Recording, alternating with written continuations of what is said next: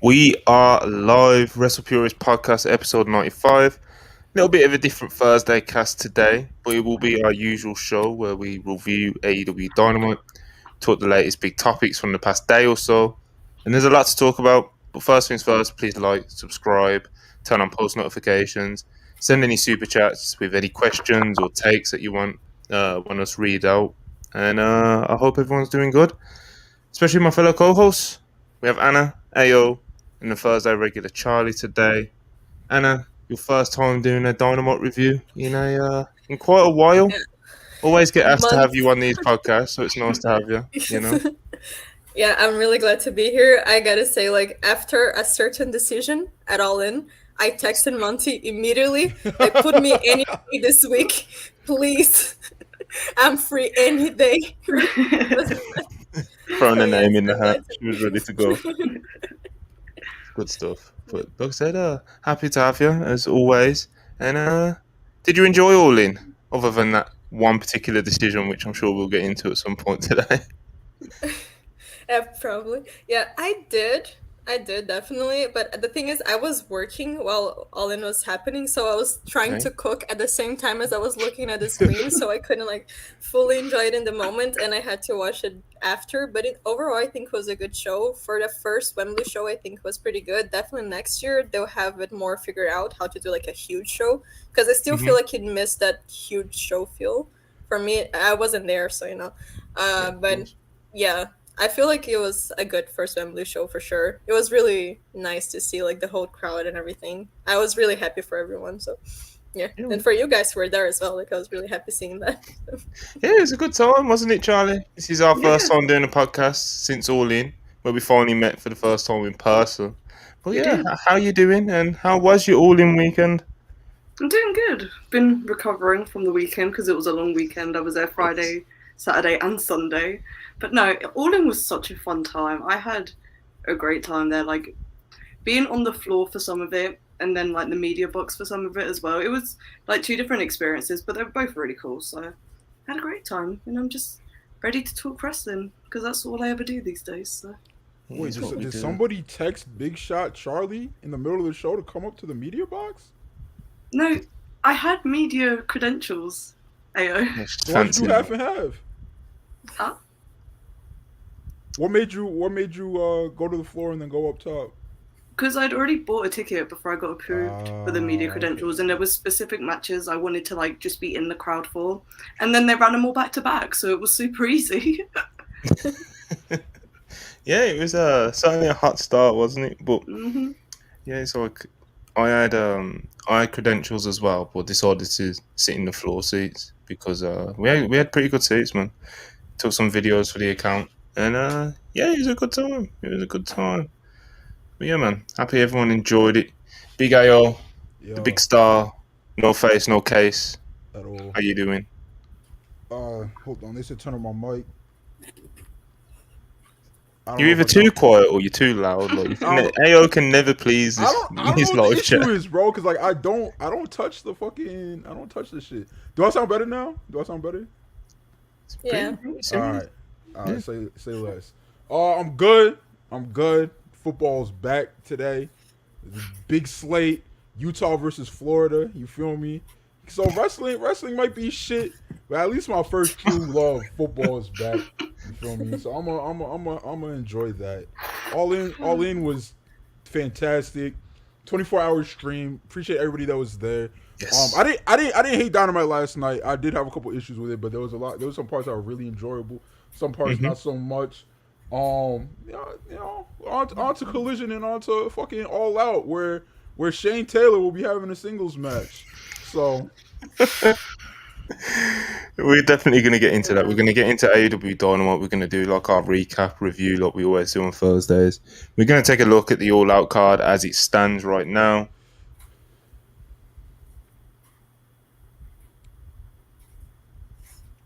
Oh, no. Okay. Monty froze on us. You sure did. Okay. So Dynamite. So Dynamite, yeah. I can't even remember what kicked it off. What was the first? It started with It started with Mox and yes. Commander. Commander. Yeah. Oh wow, he's still frozen. Hold on, let me take him down, bring him back up. Anyway, so we started with Mox and Commander. It was a different style of match that Commander worked. Oh, Monty's back. Mm-hmm. There's two Montes. Multiple Monty. My shit froze on me, man. my whole computer just froze on me. This has never happened to me. Bro, like you were just a still image. I brought you down, tried to bring you back up. This shit just turned to a black page. This shit was crazy. Yeah, man, I'm stranded out here, no laptop. I'm on my phone right now, trying to do this AEW Dynamite review. Mm-hmm. How am I sounding? You sound straight. Okay. So if I sound okay, then I guess I can get you guys started while I restart this laptop. All right, AEW Dynamite review. We're going to look at the All Out card as well. We're going to talk about the build.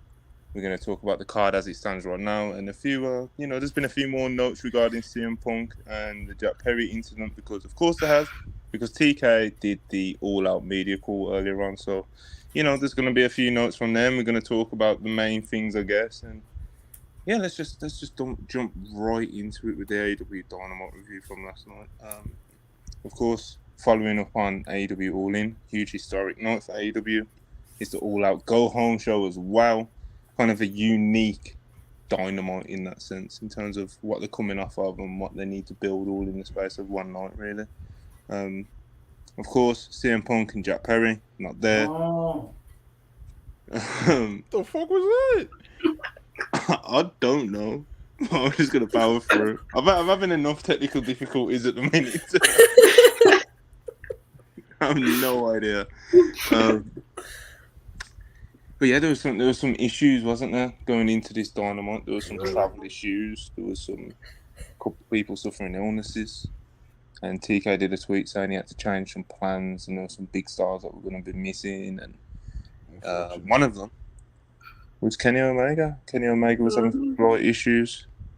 Saraya and Swerve had some minor illness issues, and it wasn't exactly the ideal situation for poor TK, which has been kind of my usual take on TK's happenings the past few days. It's not been ideal for him, but a good show. Quick brief thoughts on the show overall. AO, it was an okay show. Yeah. What I really liked about the show, I tweeted about it yesterday. I know you tweeted about it as well, Monty. They made sure to swing their dicks over All In being a massive success, financially, in the ring, as a show. There's very few things you can say about All In that weren't done well. I think even the women's match that people were just like, oh brother, fucking Saraya and DMD are gonna fucking make this terrible. It was not like a work rate masterclass by any means, but they didn't go out there and embarrass themselves and cause a fuck ton of discourse, which I think a lot of people were scared about.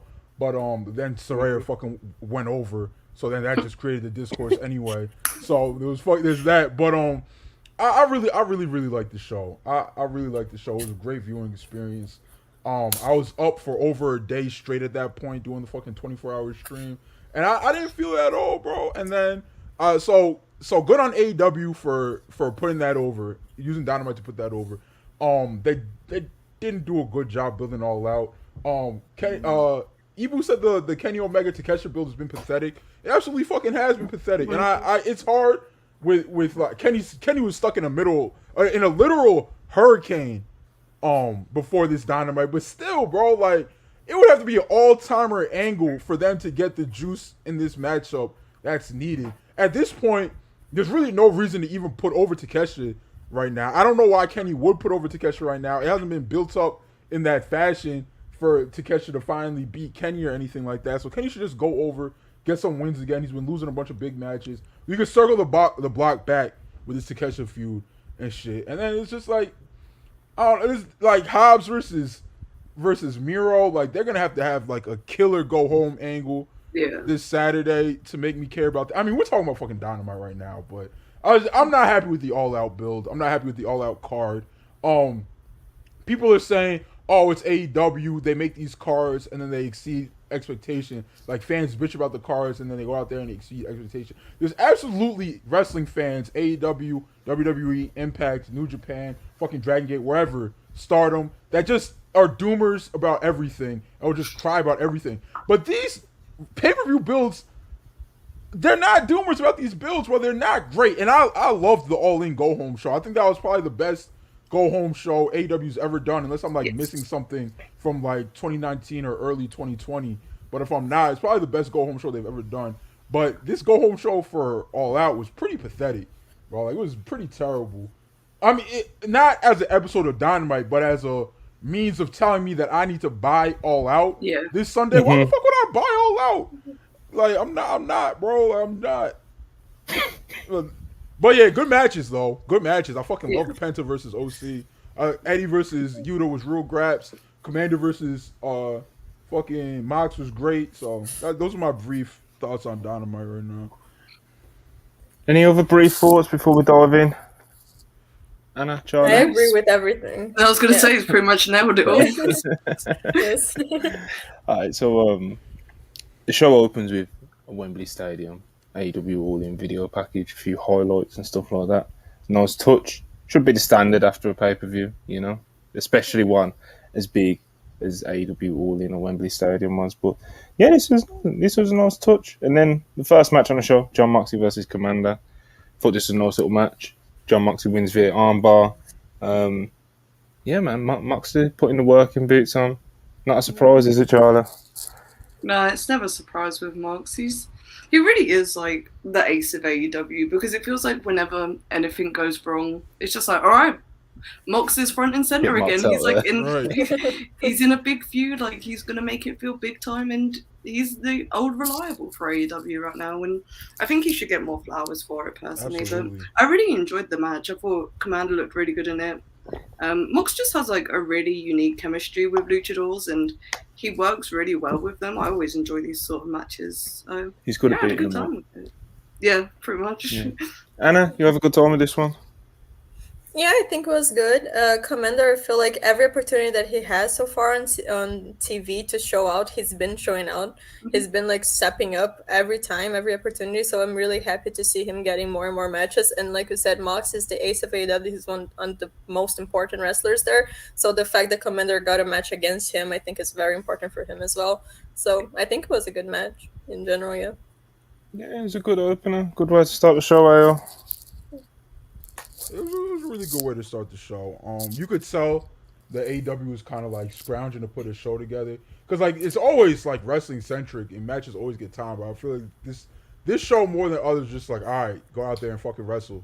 Like y'all got 15, 20 minutes, and I think Commander did a good job of using up this time.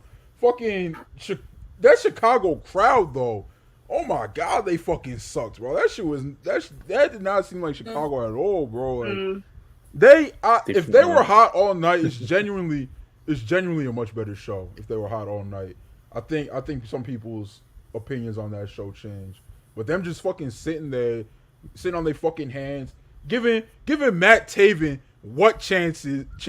Like he's not a fucking multiple time world champion. Like it's disgusting to me, bro. Like it's fucking disgusting.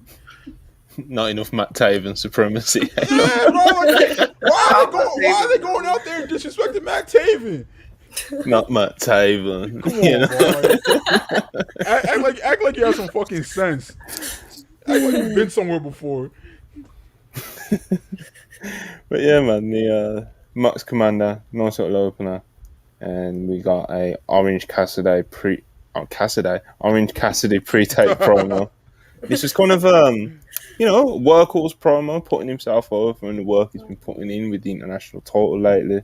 Puts over his match with Penta later on in the show, and he tells Mox that he's not the same Orange Cassidy as 4 years ago, and very much like the promo that he cuts at the end of the show, which of course we'll get into. But it seems like Orange Cassidy is tapping into something different for this feud. You know. He's getting fired up. Any quick notes on that before we dive into the Bucks pre-tape? Good? No notes here. Yeah. Of course, the main promo from Orange is Yeah. after, like, at the very end of the show, Right. so we'll talk about it a bit more then. But yeah, there was a Young Bucks pre-tape promo from Wembley, and they're just in the locker room, just a bit dejected, disappointed, you know. And in comes FTR, the AEW Tag Team Champions, of course, on the winning side at Wembley. But Young Bucks didn't shake the hands after the match when FTR offered them. Real. Bit of a So weird rude. bit of a weird tension after the match, and FTR asked him about it. You know, what's up? Why didn't we get a handshake? Bucks just kind of blew it off as, you know, it's just heat of the moment, blah blah blah, and they seemed pretty chill about it. Because fucking Cash is covered head to toe in gunpowder residue. They're not trying to get incriminated, hanging out with that thug. All right, that's why they ain't shaking his hand. Something like that. They went to shake his hand, but, you know, they went to shake hands, and it looked like everything was chill. And then in comes Jay White and Buddy Club Gold, and he says this is the winners' locker room, and the Bucks shouldn't be in here. And he's doing his kind of, you know, he's doing his usual shtick, and he's getting under the skin of the Bucks and FTR. And you know, they go back and forth. They go back and forth. Jay White's very spiteful, and this is basically just a build up to the later announced 8-man tag team match. Interesting stuff, Charlie. FTR and the Young Bucks are tag teaming together on the same team, and they'll be taking on Bullet Club Gold at AEW All Out this weekend. Was you surprised by this? Or No, because this is what I thought the All-Star 8-man tag on Collision was going to be last week. So the fact that they're doing it all out actually kind of makes more sense for them to do it like after the matches. I think it's just them kind of being like, FTR Bucks feud isn't over because one of the teams is like turning heel at All Out, and it's going to be the Bucks. So I am excited for this match. I actually think it's going to be really good. Yeah, FTR is not turning back heel until the fans No. force them to. They're marks for the pops, I fear.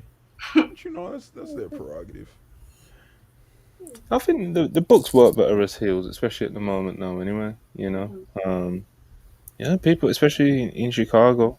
Do you think the turn will be in Chicago, Charlie? Or what do you think will happen as far as that goes? I think the turn will be in Chicago. I think like there's going to be like a miscommunication in the match, and Dax or Weird are going to hit one of the Bucks with a move, and then they're just going to fucking super kick their heads off. And I'm going to pop huge for it. It's going to be a great It moment. will be good shit. I'd love to have seen AO's reaction.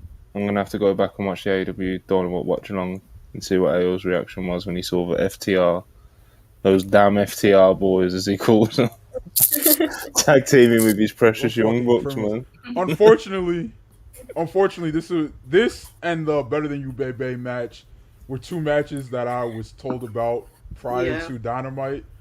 But I still popped on stream. And I popped, but like you know, just like a sad wail. Like you might have to do like what do they call them again? In-home check. What do they call those in-house checks again? Like when you send welfare check. Like get my goats away from these two fucking criminals, bro. You got Dax Harwood over here posting bottles of alcohol 24/7, then going for drives. I don't know what he got going on. What in the Jimmy Uso he got going on? You got Cash Wheeler. You got Cash Wheeler over here doing gang-related drive-by shootings. Doing that shit. Defamation going on. Doing that shit in school zones. You feel me? And you're making these two good Christian boys do an entire program with them and shit. They're gonna get corrupted. Jeff Hardy didn't do drugs and alcohol before he got to the WWE, and they corrupted him. All right. The 1-2-3 Kid didn't do drugs and alcohol until he got to the WWE, and they corrupted him. Next thing you know, you make the Bucks tag with FTR one too many times. All of a sudden, they're saying Sue Woo. They're throwing around gang signs. Nick Jackson shooting up malls and shit and gang-related incidents. It's going all downhill. So I'm going to need them to do this tag. Do one more tag. My goats get their belts back. and never wrestle these dudes again. The series is 4-4. I mean, it's 2-2. Everybody can live happy. The FTR didn't get buried by the Bucks, and it's over. All right. Anna? I don't know what to say after that. I think it's gonna be a good match, but I want the Bucks to turn on FTR in the middle of the match because it will be a good match, but I don't feel like it should be a long match. You know what I mean? Like give them like 10 minutes, 15 max, and like that's done. Make the Bucks Just turn extra. and the match exactly in the match right there. Make Jay White get the pin, and like that's it for me. I think it's gonna be like fun, but I'm not interested in it that much. I feel like as much as I should be, you know. Mhm. And I feel like that's all out for me. Like I should be excited, like especially with Kenny and Takeshita. Like I should be excited, but I'm not that much, and you know what I mean. So Because for the me, it's just build's not another been match good. that exactly. So it's just another match that I'm like, yeah, I just hope the Bucks turn, and that's all I Yeah. want. So They could have told a really awesome story with Kenny and Takeshita. It's like Takesha's Yeah. the new Hangman, but what if Hangman was evil instead of just like Yeah. conflicted or whatever? But instead, they've done none of that, and it's just like, oh yeah, they're wrestling on Sunday.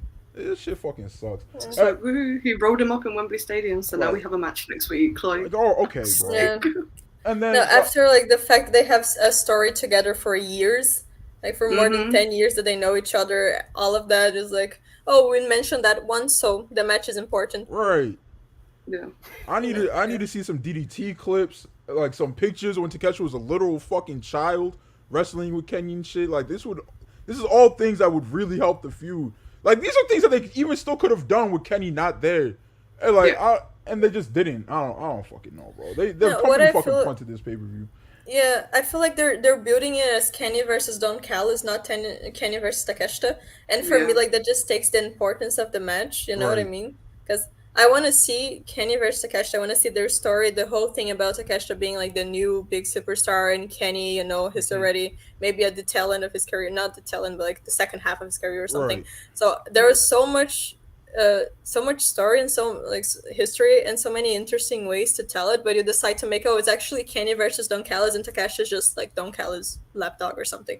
It doesn't hit. It doesn't feel important. It doesn't feel like a big match. It just doesn't have like any feel to it. And it was supposed to be a really important emotional match that people were hoping, like waiting for this match since Takesha first went to AEW. So they really it's astounding to me how they dropped the ball on that one. Because Like- it really felt like one of those matches you couldn't drop the ball, possibly, and they still did. Takeshita you know? was We know so red hot in the ring earlier this year, like, and then they paired him with Callis, and it was like really cool for a couple of weeks. And then Takeshita just didn't wrestle matches anymore, and I feel like that really hurt his momentum as well. Like him not wrestling on Dynamite, even like every couple of weeks, has meant like we don't get to see him in the ring as much anymore. So people are just kind of like, well, there's nothing like keeping us entertained here right now. It's just Right. Don Callis talking all the time. So Yeah. It's a big Yeah, exactly, and presentation I- issue as well. So yeah. there's Uh-huh. a lot of things. There's a lot of things had- to it. Go on, Anna. You had so much potential. No, I was just gonna say, like, we know it's gonna be a good match. Like, of course, it's gonna be a good match unless they really Yeah. fuck the booking up again, which I wouldn't be surprised at the point that the things are now. You know, I would not be surprised. But yeah, we would take a lot to fuck this up. But at the same time, with the storyline, I also thought the same thing, and they did. So I don't know. It's just very disappointing for me because it was a feud that I was hoping for and I was expecting ever since Takeshita first stepped into AEW before he was even signed. So yeah. Charlie, I've got some law questions for you. Mhm. All right. I just want you to put some fears. I don't know if I'll put fears is the right word, but I just want you to like squash some things for me. Right. So FTR and the Young Bucks, they went to shake hands, but they Yes. didn't. Is that something I should be keeping an eye on? And also, with the Bucks potentially turning heel at All Out, will that be? Is there any chance of it being like a Bullet Club Bucks reunion thing again? Right, okay. So with like the shaking hand things, I think that's just them like telegraphing like, okay, this feud isn't over. Like, yes, they've had their rubber match of like their first 3 matches, but like there's still more to this story, and like rightfully so because it took them 3 years to have 3 matches. So Yeah. I don't think the Bucks are going to be joining Bullet Club Gold. That would be an interesting decision, like fucking 3 months after the Elite finally reuniting properly. Though Matt Jackson did wear a Bullet Club top like 3 months ago on Dynamite. Yeah, he did. Randomly just wore a Bullet Club shirt. That would be like one of the funniest callbacks they could do to like that random moment. But no, I don't think the Bucks are joining Bullet Club Gold. It would be a choice. Have they been hinting at anything interesting over on BTE or anything I should be keeping my eye out for? I watched BTE this week. I have. No, there's not. There's not really, like, the last things they were like really hinting at were like their contract re-signing, and then that was announced anyway. So. Okay. You know, before we get back into Dynamite, we'll do a few super chats real quick. Keep them coming, people. Any questions, any takes, anything like that, send them in, and we will get them up on screen. Of course, Karan, as always, 100 rupees. Appreciate you. There was always the feeling that Eddie may be the one to dethrone MJF, but now MJF's a face, so they have to pivot to a heel. Who could that be? Cole. I don't know. It's interesting. I don't think there's any plans. I don't even think they're actually looking actively for who's going to defeat MJF just yet. I think MJF's going to ride this out for... I think, like, last spring, they were like, all right, like, we're getting this off of MJF Grand Slam. But now that, like, he's, like, fucking red hot, like, all of AEW's investments finally, like, paying off on MJF. I think they're going to ride this out as long as possible. Yeah, also, probably. I don't think that doing the feud with Eddie wouldn't work now that MJF is a face. I think it would work anyways. Yeah, it's going to work anyway. Yeah. Nobody's getting cheered over Eddie Kingston, bro. Exactly. Like, nobody's getting cheered over Eddie. And also, like, MJF can turn back into a heel very fast for just one feud. You know, like we know, and I would like him not to, but for him, he's always walking on that line, so it would be very easy for him to go to one side and then still be kind of in the middle. I think if there's anyone who can work with that dynamic, is him. You know, it would be like the Punk feud all over again. Like Punk just got to AEW. Like Full Gear was his second pay-per-view. And Eddie was getting him booed out the fucking arena. Like Punk being back was like brand new in everybody's minds. Brawl out didn't happen. Like everybody was still, Punk's here. Like go AEW and shit. And as soon as Eddie was like, it's me versus you, like people chose Eddie's side fast as fuck. Yeah. And I think the same thing would happen to MJF, I think. People love Eddie, man. He's a special kind of babyface. Really is. O'Shea, $4.99, appreciate you. Jack Perry should be happy. I'd let CM Punk choke me anytime he wants to. Payback this Saturday. Please tune in to watch a real premium live event. I'm fucking crying. Oh, dear. No, shout out to Ice Cube Jr. Ibu, of course you all know. $4.99, appreciate him. I'm weak. At least the AEW series finale on some levels fire. I'm gonna catch up with some TV shows and shit. Follows this up with $1.99 and he says 3.5. Oh, brother, bro. I think this is the latest update. He's not even getting like updates, bro. He's just like, oh well, just nothing's happened, so I'm just gonna assume that it's going down. Yeah. So for those that don't know, Ibu tweet. Someone asked Ibu like over the weekend, like on a scale of 1 to 10, how over is it for AEW? And Ibu tweeted like 7 or something. And over the past few days, this has ranged from 7 to 8 to 6 to 4, and now I think this is 3.5. Now we're at 3.5. 3.5. Yeah, we'll see. Maybe things are looking up. I don't know. We'll wait and see. You know, what is nigga asking for a KD of weed? One or the other. Jacob Donnelly, $5, appreciate you. The All Out pay-per-view should just be footage of Punk choking Perry. It would definitely get more boys than you should. Bro, could you imagine? Like, I want that footage to come out so bad. Bro, what if the footage comes out, right? And it's Jack Perry putting hands and feet on Punk, and Punk just getting him in like a desperation chokehold, and them just being in there until it gets broken up. Like, could you imagine what that would do for Jack Perry's career, bro? Like, He'd be so Sounds fucking like wishful. It sounds like AO's wishful thinking. You know? I'm not saying that. I'm not even saying that's like physically possible or anything that came close to happening. But imagine if that shit happened, bro. Like, imagine if that's what happened. I really want Yes. this footage to come out. Oh my god. Like, please, someone needs to Please leak that. release It's so funny. I 'Cause want- there's a part of me, I would still pay don't fully good money. believe. You know, my brain just cannot process that this shit happened again. I need to see it. Oh, we've had brawl out, we've had brawl in. Just don't end, does it? I don't want that to drop if it's gonna embarrass my boy Jack Perry. I feel. Keep that in the vault. Keep an eye out. Keep an eye out for the TMZ, the Daily Mail over here, I Charlie. would You know, love Yeah. the Sun. Some publishing a story on a backstage fight in Wembley Stadium would be the funniest shit ever. Listen, the UK tabloids, they could be cooking that story up right now for tomorrow morning. I need You them to never break know. it down on Good Morning Bro. Codeman's left hand 199. Appreciate you. The only non-problematic pillar is Darby Lowell. Well, I mean, it's interesting. The only non-problematic in AEW is Darby.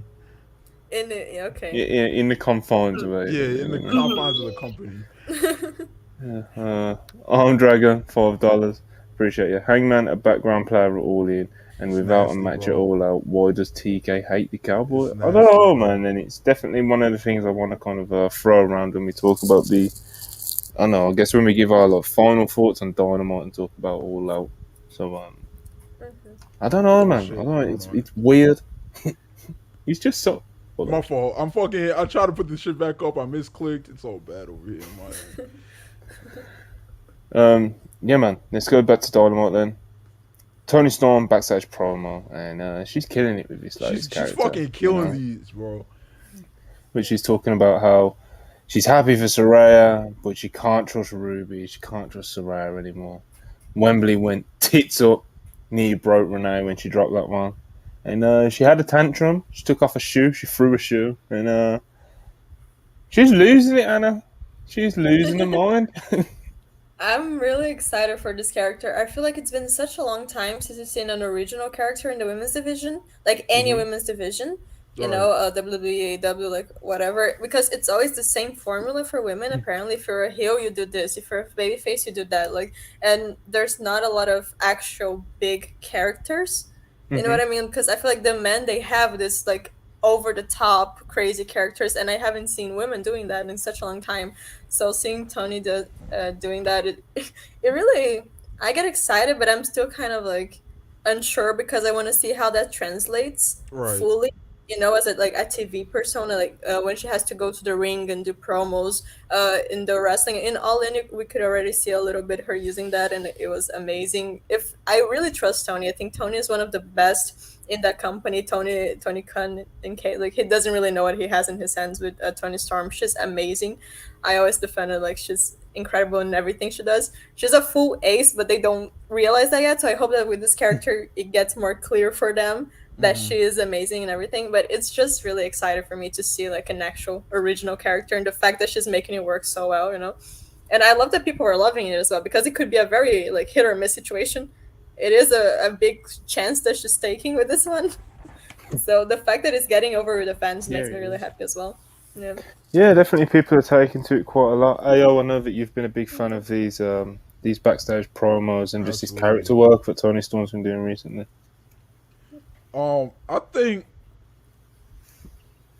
Tony might get over it on like a level that TK's just like, oh fuck, we should have put it on her at Wembley or something. Or just never taking it off her, because like AEW has like as amazing as the top end of their women's roster is, they've only had one woman get over from character work, and that's Britt Baker.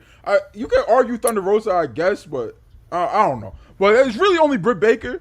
So to see another person get over finally, and someone who could actually work this time, I think it's gonna be really hard for TK to fuck this up. He might find a way, but I'm hopeful. Tony's been fucking killing it, bro. Her and Juice. I'm happy for him, bro. I'm happy for him. Charlie's dog has joined us, it seems. Shout out to Oscar. Here he is. Yeah, God bless. You know, there's always room for one more. You know. But yeah, man, Tony Storm, Charlie, you been enjoying it? Absolutely. Her character work's been so fucking good. Like, she's really tapped into something special here, and I hope they go all in on it. And like, for every pay-per-view, they give her like really dramatic entrances. Like, her slander in the UK for a month straight, then coming out to the national anthem was so fucking awesome. Like, it was such a good bit, and I don't think like international audiences appreciated like how good of a bit that was, but it made me laugh a lot. So. Americans didn't appreciate it because it's our fucking graduation song. Like, we play that at graduations.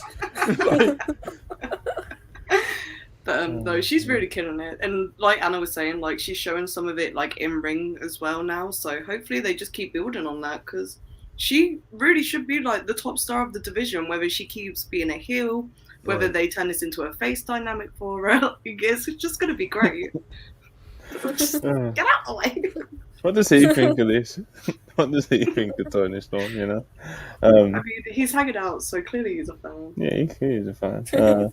But yeah, man, Tony Storm, she's killing it at the moment. And to be honest, I love a good delusional heel. You know, They're the best. pops me a lot. Chris Jericho, live promo, comes out there. Obviously, just lost to Will Ospreay at Wembley. Jesus, Charlie. Try and get through this next week. Right, Jericho live promo. Of course, he just lost to Will Ospreay at Wembley. Big match for him. Didn't go the way he thought it was going to go, but he comes out anyway and he puts over the achievement of Wembley. Takes a bit more of a victory lap, but he has something on his chest that he wants to say to Sammy Guevara. He calls him out to the ring. Guevara comes down, and Jericho apologizes, and he hugs Sammy Guevara, and of course he's apologizing for ditching Sammy at Wembley after his match with Ospreay.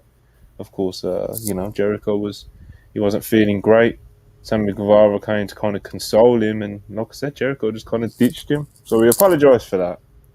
But they start making smart ass comments about, oh, you would have won if you did this, or maybe you would be here if you listened to me here, and they're going back and forth. And it escalates to the point they get into each other's faces. But Jericho calms it down, and he says he wants to reunite the Les Sex Gods and go on a tag title charge.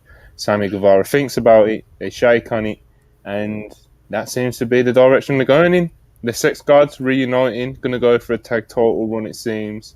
And I don't think they're going to get the tag titles, and I think it's all going to blow up just before then, you know. So it seems like they're setting more seeds for a Jericho and Guevara feud that's going to be coming up soon. Anna, I know you're really fired up for this feud. Wow, I'm so excited. Wow. I feel like it's been so long that it got to the point that, I don't care. I'm sorry. I do not care. If they wanted to rejoin as a tag team, go for it. If they want to have a feud, just go for it already. It's been years, I feel like it's really one of those situations that, let's keep building it up. Let's keep building it up. Like, when it finally happened, people are going to be so excited. And now it's finally happened. We're like, okay. Personally, me, I don't know if someone's excited, good for you. But like, it's going to be a good match. Yeah, probably. Sammy's probably going to go over. I think the one impressive thing is that Sammy really got to, he fell into the audience good graces again after the whole debacle. The TNT title and all of that. I didn't know how he would come back from that one, but apparently people like him now. Yeah. I don't know how that happened. Yeah, I don't know how that happened. For me, it was just like out of nowhere, but I mean, good for him, I guess. But yeah, I do not care. It will be a good match, probably. I don't care about the story. I'm so sorry. It's tough. It feels like it's gone past the point of when they should have actually pulled the trigger on this feud. Yeah.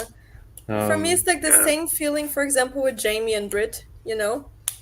I feel like it's just the kind of thing they push like so much that when it eventually happens, you just don't have the energy for it anymore.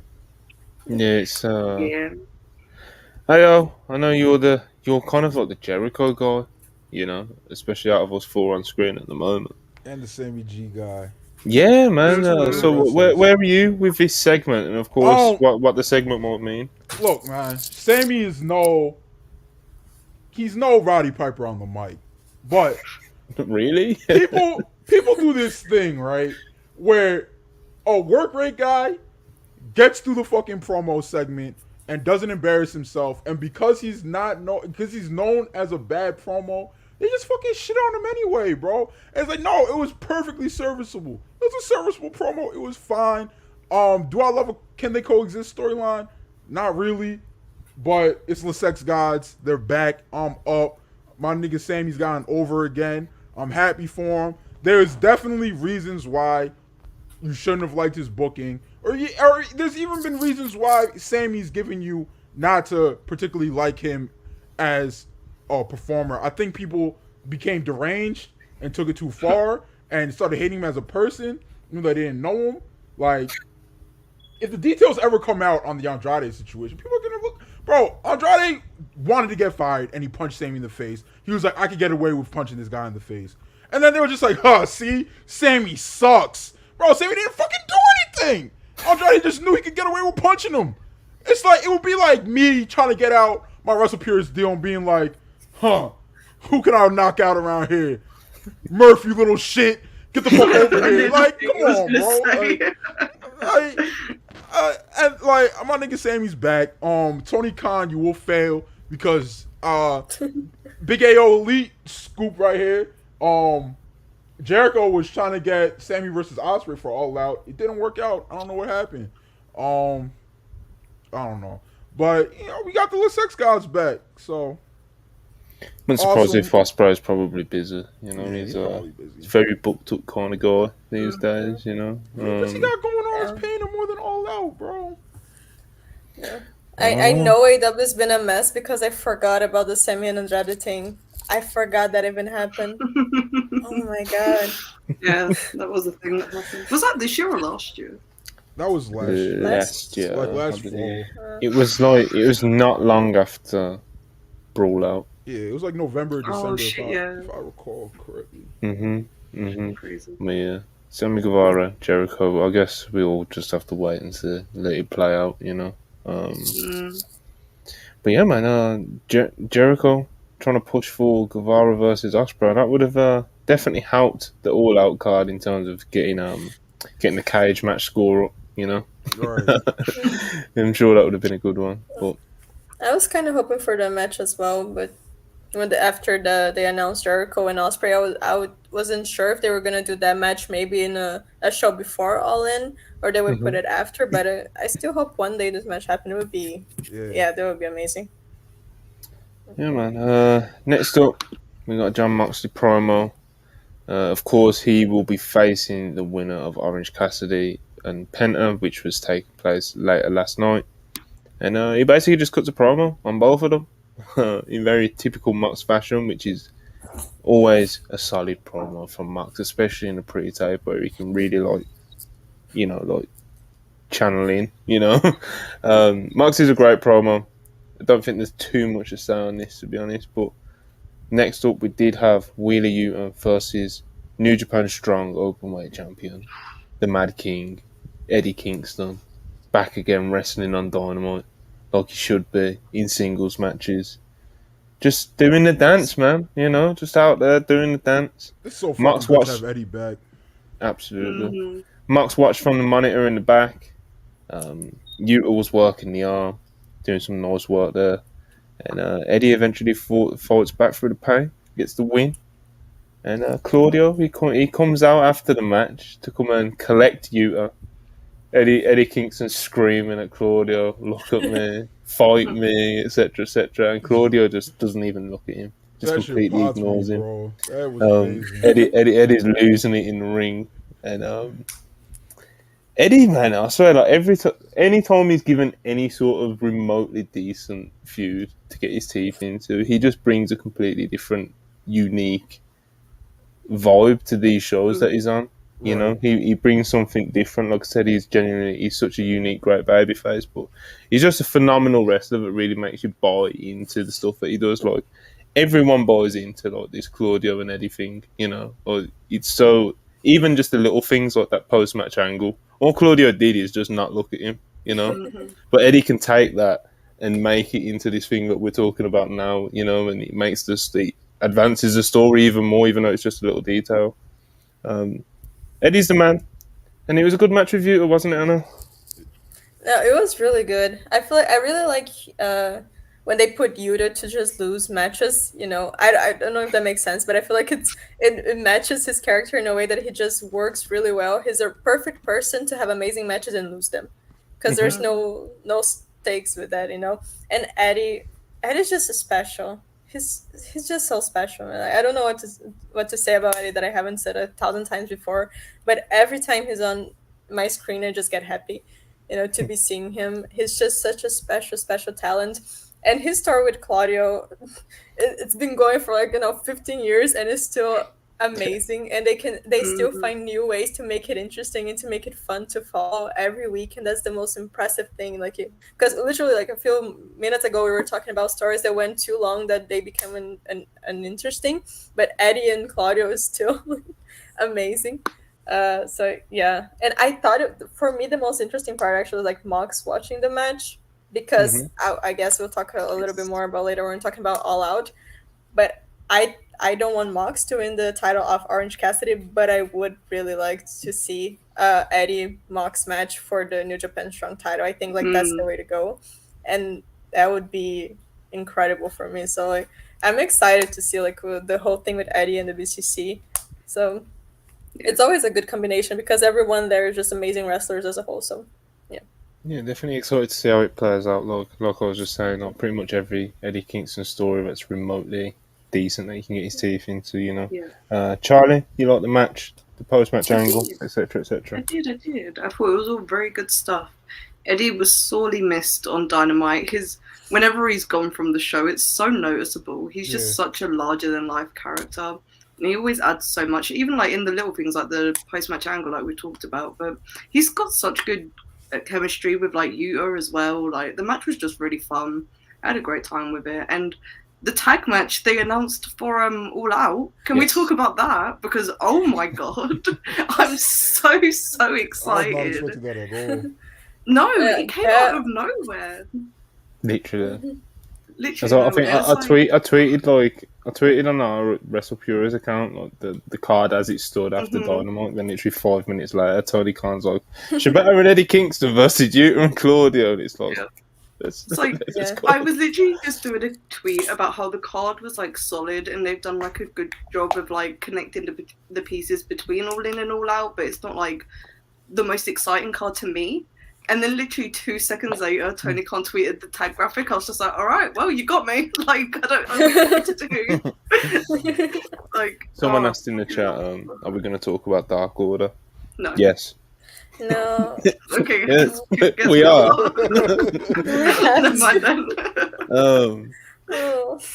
But yeah, Eddie, he's special, isn't he? And, this was a pretty good match, wasn't it?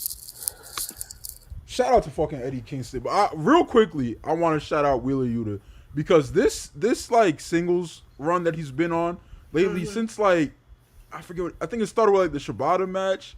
It's just he wrestled Shibata, Hot Sauce, Kenny, fucking Eddie, bro. He's been fucking killing it, bro. And he's gotten in much better shape. I don't know if he was injured in the past or whatever, but he's getting in better shape. He's having these killer one-on-one matches. He's doing his thing. He's proven that he earned his position. Because a lot of people are just oh, why the fuck is Yuta in the BCC? DG would be a lot better there, blah, blah, blah, blah. I can't lie. If I had to pick one or the other, I'd probably want DG in the BCC this whole time. But Yuta, I've always liked Yuta as a worker, but he really belongs there now. But and Eddie's is probably he's a top 5 TV act right now. Any promotion, any channel, bro. He's fucking killing it. Him just having all Twitter talk just because Claudio wouldn't look at him, and he's just fucking in the ring screaming like a fucking madman, bro. This is shit you can't find anywhere else. This is Eddie's got people giving a fuck about Chikara lore, bro. Who gives a fuck about Chikara? It's 2023, bro. Nigga, Quackenbush is a pervert, bro. And he's got people doing threads about fucking fire ants and shit. Like he's like Chuck said, he's a real special performer. I'm glad he's back. Happy he's with AEW. Hope he gets that big win this weekend. Probably gonna lose, but we'll see. We'll see what happens. But we're all rooting for Eddie, and I think most people are because he's just so good. I have a quick question for you all, fast before you pivot. Since it looks like MJF's gonna keep this world title thing going until the wheels fall off, if AEW was like, yeah, we're gonna put it on Eddie, do they now pivot to the ROH World Championship, or do they just wait until MJF's ready to drop the belt? No, if you're gonna do it, like, I'm not against Eddie winning the ROH World Title, you know, especially off Claudio, you know. Of course, it writes itself, you know. But if you're gonna present it as like Eddie finally reaching the peak of the mountain, it's got to be the real AEW World Title. I feel the same way. I feel the same way. Yeah. For me, it's like a little bit complicated because I feel like the idea was always to have Eddie taking the title of Claudio. You know what I mean? It just feels like it was always the plan for me. For me, it's like, fuck it, give Eddie both titles, you know? Give him the RH titles and I wouldn't I'm not mind, against like, it. I'm not against it either. Honestly. I think they could do it in a way of like him finally beating Claudio for the belt, and Claudio's on MJF's list. So that's still a feud that they could do. And then they could pivot back to Eddie MJF and Eddie being like, well, Claudio couldn't fucking do it, so I'm going to do it. So, yeah. I don't know. And I feel like there's ways they possible can make it work. Yeah, if they want to keep the belt in MJF for like such a long time, Eddie can win the ROH title, lose it, and then go for MJF. Like they have time to do it. Like, you know? there's so many ways to this. Exactly, just give Eddie both titles if it's up to Give me, him you a know. run with all of them, And like, All the fucking exactly. balls. I'm good. get him a with tag that. partner, like do the tag title run as well. Bring Ishii in for 3 weeks. Let him have a 3-week tag title run. Like I just want it all. He can absolutely be like the main character, the protagonist of AEW as a whole company, whether that's Dynamite, Collision, and whatever. So like when we kind of jokingly say put both belts on him, I actually don't think I don't think that would be terrible, or that would really probably not a bad pop me, to idea. be honest. So like I said, I think Eddie's just so good, and people love him so much, and it's so like authentic the way that the fans like care and like him. Look at the way You people could go celebrated all him in with him winning like the that, New Japan Strong title, like, Yeah. Bro, people that celebrated him over, winning the free New belt Japan Eddie. Strong title like he just main evented Mania. Fucking pinned Hulk Hogan clean. 1, 2, 3. Like that shit. He deserved it though. Like all that love he got, he deserved that shit. yeah, oh, This is what we're putting. Bro, it's like New Japan doesn't give a fuck about that belt, and even the New Japan fans, bro. Like Kent has been wiping his ass with it for like fucking 5 months, bro. Like, This is what we're doing. Though we're putting the rocket ship on Eddie. He's gonna keep that openweight strong title. He's gonna win the AEW World's title. He's gonna beat Claudio for the ROH World title, and he's gonna be our Triple Crown champion. You know, yes. it's what we're going for.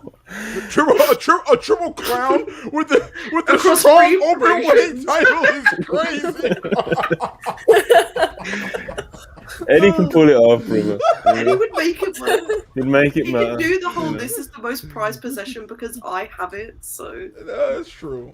If anybody If could Saraya make is you still believe, champion, you know, I wouldn't mind Eddie beating her as well. Just go insane with it, you know. if anybody When could make me WrestlePurists believe that Pro the Wrestlers fucking... start, Eddie Kingston's going to be Oh our yeah, no, first he's champion. getting strapped up. He's getting strapped up. Yeah, we love Eddie. Alright. Dynamite. MJF pre-tape at Wembley after his match with Adam Cole, and he's he's icing his neck. He's out. He's just sat in the locker room reminiscing. Cole joins him, and he thanks him. He thanks him for the opportunity and for being a good sport. Blah blah blah. Whatever it is that he said. MJF was like, "Well, hold on. You was just trying to break my neck about 3 times out there. He just wants a break." MJF. He looked exhausted. He said he'd just been told by Tony Khan that he's got to defend the ROH tag titles in Chicago versus a Battle Royal winner. and also that he will be defending his title against the winner of a tournament at AEW Grand Slam. So he's got a lot on his plate, and he just wants to go away. He wants to go to Paris. He wants to bang some rats, as he said. And yeah, man, he just wants to put his feet up, Ayo. I never thought I'd be saying this, but MJF deserves a little nice, 1 week off. Like, he deserves a nice little Dynamite off, bro. Like, I can't believe MJF's won me back over, but he fucking has, bro. He's been killing it. I can't take that away from him. I don't know what else to say to this other than what they got him doing at All Out is very dastardly, Tony Khan, and you won't be seeing heaven, but it is what it is. It's a choice. Dastardly. Fucking dastardly, bro. Yeah, Anna. MJF he's had the working boots on lately. Done double duty at Wembley Stadium, and although he has been very successful, it seems like he wants to put his feet up. And he's been on quite the good work rate run. Yeah, I think he absolutely deserves it for sure. Like, and I also feel, okay, in my mind, the way that they're going for the Grand Slam match is probably against Roddy. It would be a banging match, like it would be amazing. Yeah. And if MJF take like 2 weeks off, and in those 2 weeks, the Kingdom and Roddy just going at Adam Cole, when MJF comes back to help like save Adam or something, the pop would be amazing, and just like with 2 weeks off. So I would feel like there's also a storyline opportunity with him taking some weeks off, and he just deserves it. Like, he's been doing amazing work. And so if he wants to, like, give it to him, especially after the match at All Out, yeah, he deserves anything after that one. Like, that's gonna be something. The carry job, man. His neck's gonna be hurt. His neck and back are gonna be hurt so much. Got a bad neck. But yeah, Charlie, you got anything you want to add real quick?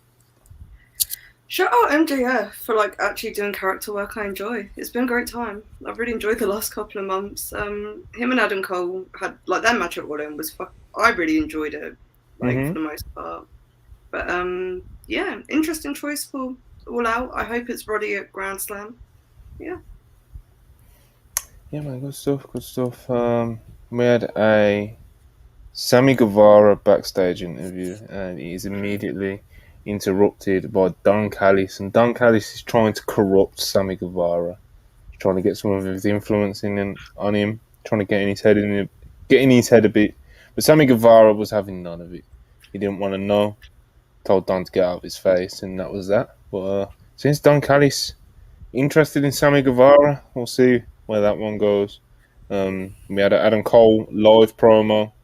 He comes out, of course, after main event in Wembley Stadium, unsuccessfully challenging for the AEW World title, but he did get a win, of course, with the ROH tag titles, winning them with MJF off Aussie Open. But he comes out, puts over Wembley in the achievement, and more of a victory lap pop, and then he says that MJF's neck is banged up, but he will be there at All Out to defend the ROH tag titles, and he's talking a little bit, and then Roddy Strong has his magnum opus sort of thing. On AEW Dynamite last night. You just hear this whiny voice, before you even see it. Adam! But yeah, he bowls out there with Mike Bennett, Matt Taven, Ayo's favourite wrestler, which we learned earlier on today. But yeah, Roddy's talking, and he's like, what about my neck? I don't. Does my neck health? You don't care about my neck. You don't care what you care about MJF's neck. What about my neck? Cole just calls him absurd. You've gone crazy. And then Mike Bennett gets on the mic, and he takes Adam Cole down memory lane, talking about how they got each other signed to ROH back in the day. They were at each other's weddings, hosted each other's bachelor parties, done a lot of traveling together. Matt Taven added his 2 cents, but Cole had enough of it after a while. He said that MJF is his best friend and they've got to get over it. And Roddy gets fired up, and he says that he's going to enter this AEW World Championship tournament, and he's going to win the tournament, and he's then going to go on and defeat MJF. No matter how bad his neck is, and this is what I've been waiting for from Roddy. Not necessarily the promo itself, although it did pop me, but just the idea of him being, we're unleashing the animal, which is Roddy Strong in the ring. That's been my big problem with kind of the Roddy presentation during this MJF and Adam Cole stuff. Like, yeah, I get that he's meant to be the whiny, comedic, crying friend on the outside, watching this relationship grow. All right, but I just wanted to see him wrestle more. You can do whatever fucking character. You can do whatever character work you want with him, bro. But I just need to see Roddy Strong wrestling more because he's an animal.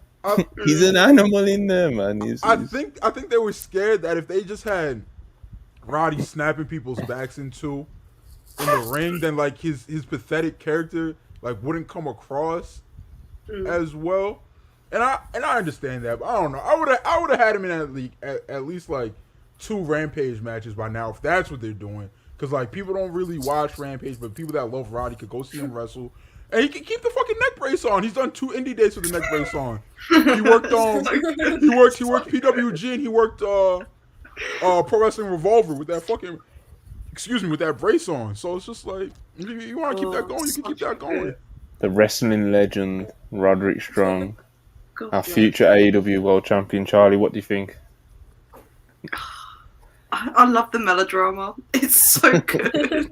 Roddy Strong, like he really puts him all of himself into this character work, and it's just so funny. Like I'm excited for him to like be wrestling more again now, but yes, I was really into the Kingdom lore as well. I like that they're actually talking about it and doing stuff with it. So it's a good time. I'm enjoying the story still. So that eventual MJF Roddy match. It's going to be interesting to see what they do with Cole on the outside because he's going to come down and there's going to be a whole bit about it's so good. I love a bit of melodrama in my wrestling. We all know, Charlie. Yeah. Anna, how are you feeling about the Roderick Strong layer in this MJF and Cole stuff?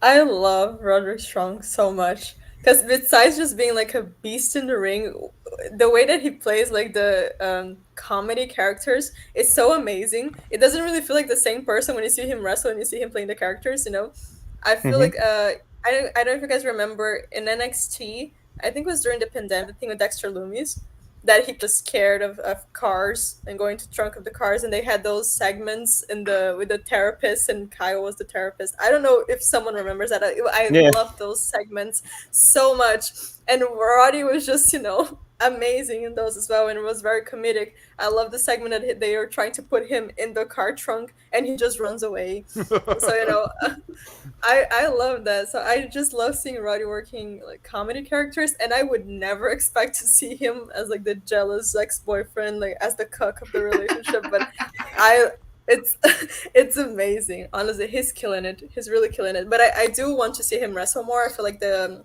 match against MJF against them, if there's the way that they're going with this, it would just be phenomenal, and it will remind people that Roddy is like also one of the best in ring, But yeah, I love this character. He's pulling it off. It could have been so cringy, but the way that he's pulling it off is just amazing to watch. I love it so much. Yeah, it's definitely fun to watch play out, and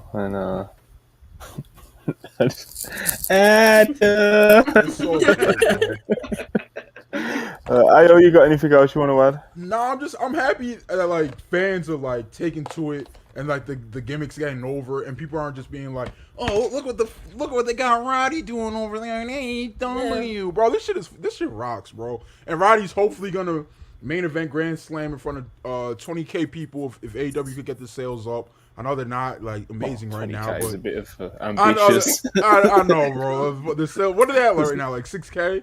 But I mean, once it started out to some matches, we might let's hit that 15. Let's try to get that 15.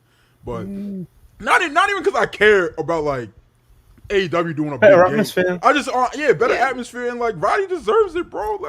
Like Roddy deserves a fucking main event Grand Slam in front of 15, 20K people. So let's pack up fucking the Arthur Ashe Stadium. form. 15,000 Roddy Maniacs. That going ass, crazy.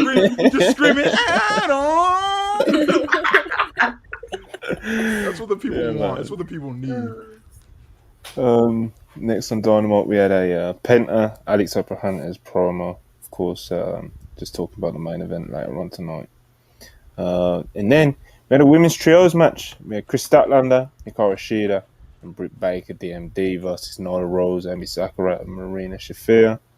Shida and Britt had some miscommunication, so it seems like that might be leading somewhere. Chris Statlander rules. And after the match, after Statlander got the win, Ruby attacks Stat, steals the TBS title, but she doesn't run away with the TBS title. She kind of leaves it on the ramp, kind of sending a message. Just relaying a message, bro. Yeah, man. Sending a message. We'll see. Do we think anything's going to happen with this Shida and Britt stuff? It seems like something may play out there. Nothing that I'm interested in. I hope not. I mean, it would be good if it did, because AEW doesn't do like stories in their women division that don't involve belts, and even when they do have a belt, they're not great. So hopefully they can do something actually worthy of being on TV and can get the fans invested in it. Right. Yeah, two of the top stars in the division. Anna, in a time when Saraya is the AEW Women's World Champion, how did you feel when the ref counted that 1, 2, 3 at Wembley the other day? I feel like it was the thing, like, disappointed but not surprised, like I knew. Mm-hmm. I had the gut feeling, like I knew they were gonna do that, because Tony Khan giving people their moments, especially when it's a hometown, home country. He just loves doing that. And for me, like the whole situation, okay, I need a moment with this one. Okay, wait, sorry. Readjusting. Okay. For me, like the main thing was the fact, like how they used Shida. Mm-hmm. You know what I mean? Because of course I was very happy, very excited to see her walking into Wembley as the champion. She definitely deserves that. But it's one of those things. If the plan was, we want Shida to walk into Wembley as a champion, there's so many ways you could have done that before, to actually give her a title reign. It was 25 days that she was champion, and they just gave her the title reign to like shut people up because of the whole Lufisto thing. Like, we know everyone was coming in, like after the women's division, everyone was talking about the women's division, and they were like, okay, just basically use Shida as a pump to like shut people y'all up. like Shida, right? Yeah, it's like, Shida can wrestle, let's make her the champion and give her like 3 main events and like shut up, stop complaining about it.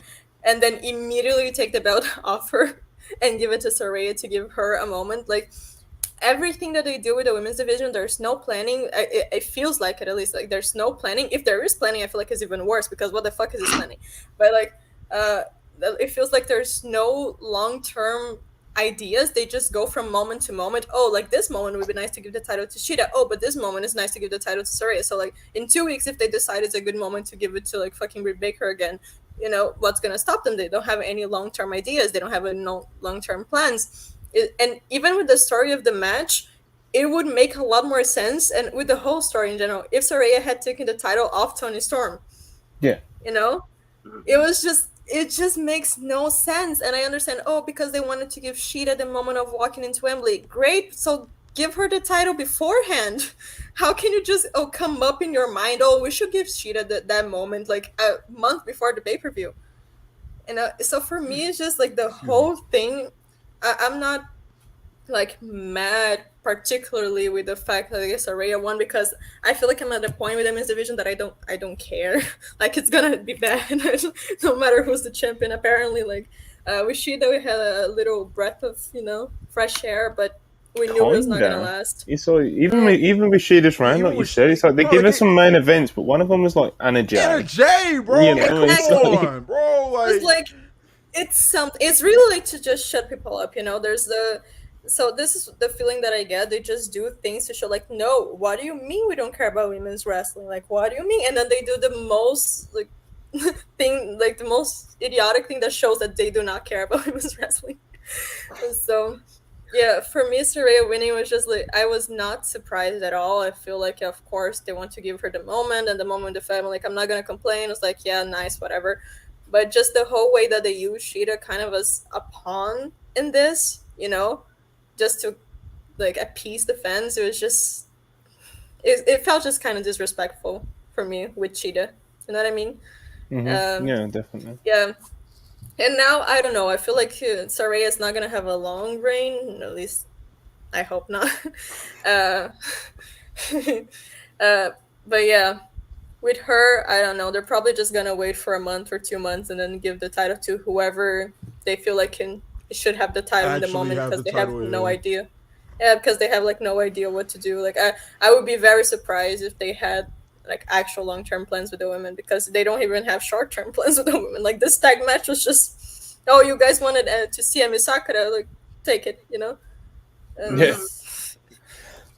Yeah, I don't know. It was just the whole thing. Every week, I get more and more disappointed, and I always think like, oh, there's no way that I can get like more disappointed with this women division than I do, and it's very. Be an interesting division for Mercedes Moné to come into with. No, and the thing is, okay, look. I still have faith though for when Mercedes comes, because like TK just flat out can't pull this shit when she's here. Like you can't, bro. Like it's not. No, you can't. But the thing is, like she's probably gonna choose her matches, right? Like she has enough say to say, look, I want to wrestle this person and this person, and I love her. But she loves Saraya and she loves Britt Baker. Okay? So like that Page match is happening. It's definitely happening. Yeah, it is. And she loves Britt. She loves Britt. So she's always like tweeting liking tweets about Britt like and stuff like that. So she's definitely choosing those two matches. And she's probably gonna choose a Ruby match as well. Like probably. I'm not the biggest Ruby fan. Like I'm not I don't put Ruby and Britt and no, she's a little above, but she's also not like, she's also not like on Chris level, for example. Right, like you have Riho, you have Shida, you have Willow, you have Chris, you have Tony, and like I'm sad, but I can't blame Tony Khan for giving Mercedes matches against Saraya, Britt, and Ruby, because I know there's gonna be like her choice, But there's so many good matches that could come out of this, like so many, but I don't think we're getting them. Yeah, like I said, it would be definitely interesting to see Mercedes in the AEW Women's Division. This one popped me for my Europeans that follow football. Really said, and it's going to be like Messi and MLS in this division. Hey man, oh dude, might start a new revolution. Fucking Charlotte Flair fans are going to be tweeting under all AEW posts. Charlotte Flair wasn't in AEW at 32 years old. Yeah. Like, that shit's gonna be so annoying. Oh man, but yeah, Mercedes. Hopefully she can. Like I always said, like Tony Khan and AEW in general, they're not allowed. They would not be able to get away with pulling some of the shit in terms of lack of focus in the women's division that they seemingly get away with at the moment. So, yeah, man. Before we go straight back into Dynamite, a few more super chats. Appreciate everyone. Please keep coming. Please keep them coming. Any questions, any takes, send them over to us in the super chat, and we'll get them up on screen. Andrew, 199. Matrix trying to take away the top G dumb guys. The dumb guys haven't been taken away, brother. They're just They're just finding a different slot because they can't do the Tuesdays anymore. We didn't move them. They can't like their schedules and stuff. Parker's a very busy guy. Mercer's a busy guy. Jamie's a busy guy. So we're just Sunday is the working idea at the minute. So we'll see how that one plays out. But Dumb Guy Live has not actually gone anywhere. Mushin Iqbal Raja, £4.99. Appreciate you. Yo, Anna is back. Let's fucking go.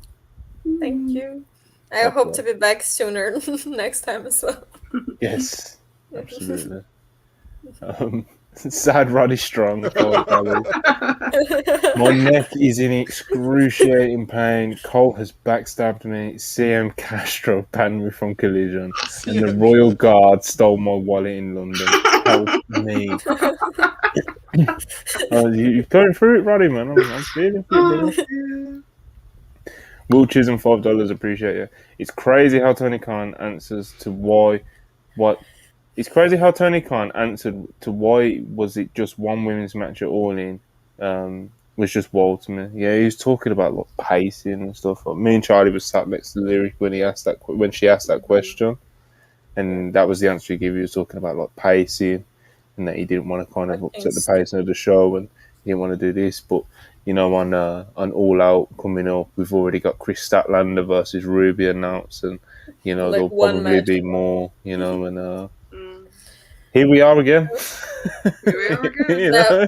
For me, it was crazy to see people attacking Lyric for asking the question than actually attacking Tony for this this shitty ass answer, like such a stupid answer. One of the only real questions at the press conference. Exactly. Like, it's not she was brave for asking that. TK just talks in circles about shit sometimes. Like, she asked a real question, and people bitch when like people don't ask real questions. Thank you, Charles.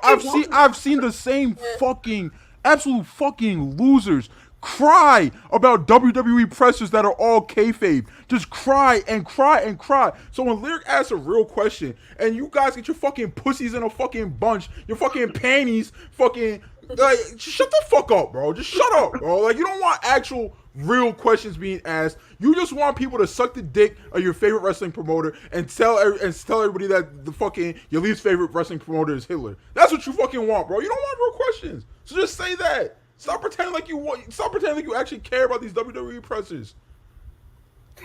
Yes. Yeah, they want to Lyric in the that motherfucker the talking kayfabe about stuff is really tough for me, like especially like being there. It's a waste of time, bro. It was.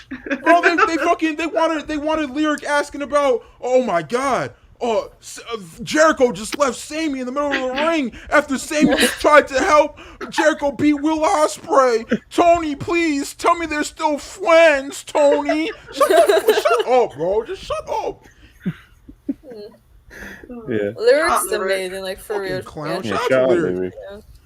Real sweetheart. Go listen to her podcast, Mats and Grabs, every Thursday, I think. I don't know. She'll have more details on her page. She dropped a new episode today, I believe. Yes.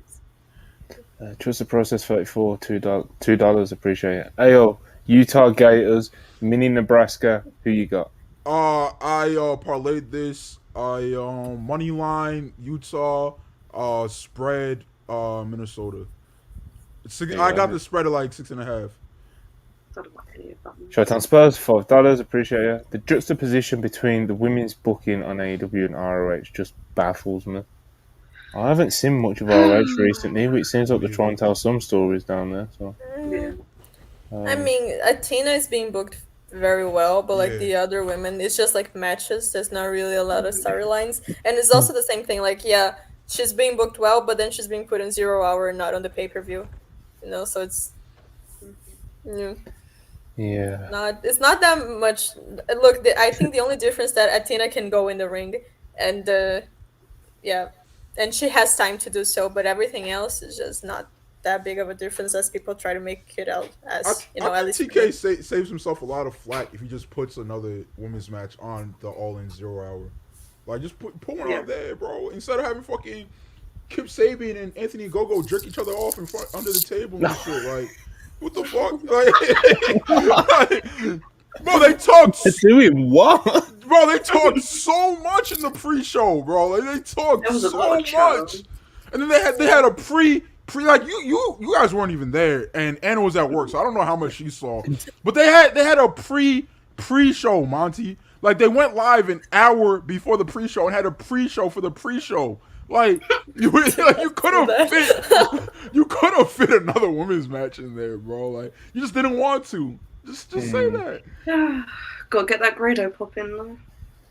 Yeah, without Madonna as well, you know. Oh my god. Sean Mossad did report, I believe it was like yesterday or something, but that didn't even come together until Thursday, and that's a big reason why they didn't get the Madonna song, because it would be too late to get that cleared and stuff. So, but Showtime Spurs says $2. Get ready for Mercedes versus Anna Jay. Haters in tears. Well, that's spot. It's annoying because you know the worst thing is never watch AEW again. I'm sorry. I don't even get mad at like Anna Jay. You know, like she's not great in ring. You know, but it's like I don't get why she was the random Hikaru Shida, like title defense, and they tried to make out like I know they why, faced bro. each other in the past, and bro, it's like, bro. It's because TK really likes Anna Jay, so he was just like, all right, so Shida's a super worker. She could get a passable match out of Anna Jay. Put her in the main event. Let's fucking go. And yeah, don't do that no more, TK. Don't do It's that no because Tiger Mello is pregnant. She's not available, so. Because I feel like if she was in ring, like if she could wrestle, they would probably put Ty versus Shida because that they is a had match like I the actually first. want to see. Yeah, they had a good had one the before. first Yeah, match that was that was a great match, honestly. Me. But yeah, Before Ty was corrupted by Sammy Guevara. I don't hate Energy, but it's just like, yeah, it doesn't make sense. Yeah. You remember Babyface Ty? Oh, brother, they're just fucking taking the piss in the chat. As Monty and fucking Chuck would say, Marina Shafir versus Mercedes is gonna go wild. Come on, bro. Come on, bro. Come on. Jacob Donnelly, $5 appreciated. Soraya 10-month total run. Don't sound far to y'all. No. It don't sound fire. 10 days is already too far. Showtime Swerve, $5 appreciated. Report from Now Arena yesterday. Big pop for Hangman on Rampage. More chance than CM Punk chance. He's losing Chicago. That's fucking funny. That's not even. Why are AEW fans doing this shit, bro? And I don't have an agenda against LA Knight. Good for him for getting over. Why are y'all doing this shit? Have some self-respect. Because he's over. Like he's like over. Like Monty, where do you think WWE goes with this shit, bro? Like they're gonna put that US title on him, or they're just gonna be like, all right, you love. He's beating Gunther in the main event of WrestleMania Night 1, the World Heavyweight Championship. Jesus Christ! The movement is we're going to Mania, baby. We're going to Mania. Yikes! Beautiful storytelling. He spent 20 years becoming a bad man, and now people are behind him. The movement is in full swing, ladies and gentlemen. Good for LA, bro. That's what we're doing. Lewis Robinson 199. Appreciate you very much. No message though. But you did leave a message on this one. 199 again. Thoughts on current Bullet Club? Which one? Because I think they're both great. I was going to say I like really it all good. pretty much. I mean, like David Finlay as a leader of like the OG Bullet Club doesn't do a lot for me, but Charlie's already pumping a fist at just the mention of David Finlay. So it's clearly working for some people, But I like the. Got to see him wrestle live on Saturday. It was great. Bro, imagine Jay White with the fucking War Dogs, bro. Bro, though, that would be great. Imagine that shit. And Juice. Oh, Juice J and the War Dogs. That'd be I like Bullet Club Gold a lot. They're a really good TV act. Even the Guns, but they can't wrestle, bro. And it's not really getting much better. They get hidden well in these multi-man matches, but All Out is a stretch. Is a stretch. You can they can. I think you can hold them enough in that match. Yeah. Even these Bucks and FTR, bro. Just make sure Juice and Jay get all the offense, and we're gonna be alright. Yeah, that's what I mean. Like, I think we're gonna be they'll alright. be fine, bro. They'll just have to take a few bumps and shit. Yeah. Will Chisholm $10. Appreciate you. That total change felt like when WWE. JS. I think you said you I had. think it's meant to say And that total change felt like when WWE had Becky beat Bianca in 6 seconds just for the moment. It just only made fans mad, and that's how I feel when Saraya winning. Obviously, that's very different because Saraya got the hometown reaction, and it's more of an actual feel good moment rather than Becky just having like a historic quick win, which the moments were very different. Yeah. I do see what he's saying though. They were definitely moment hunting in both instances, But even with Becky and Bianca, like it led to something. I don't think Saraya winning is leading to anything specific. So. I was seeing red over what they did to my Queen Bianca, bro.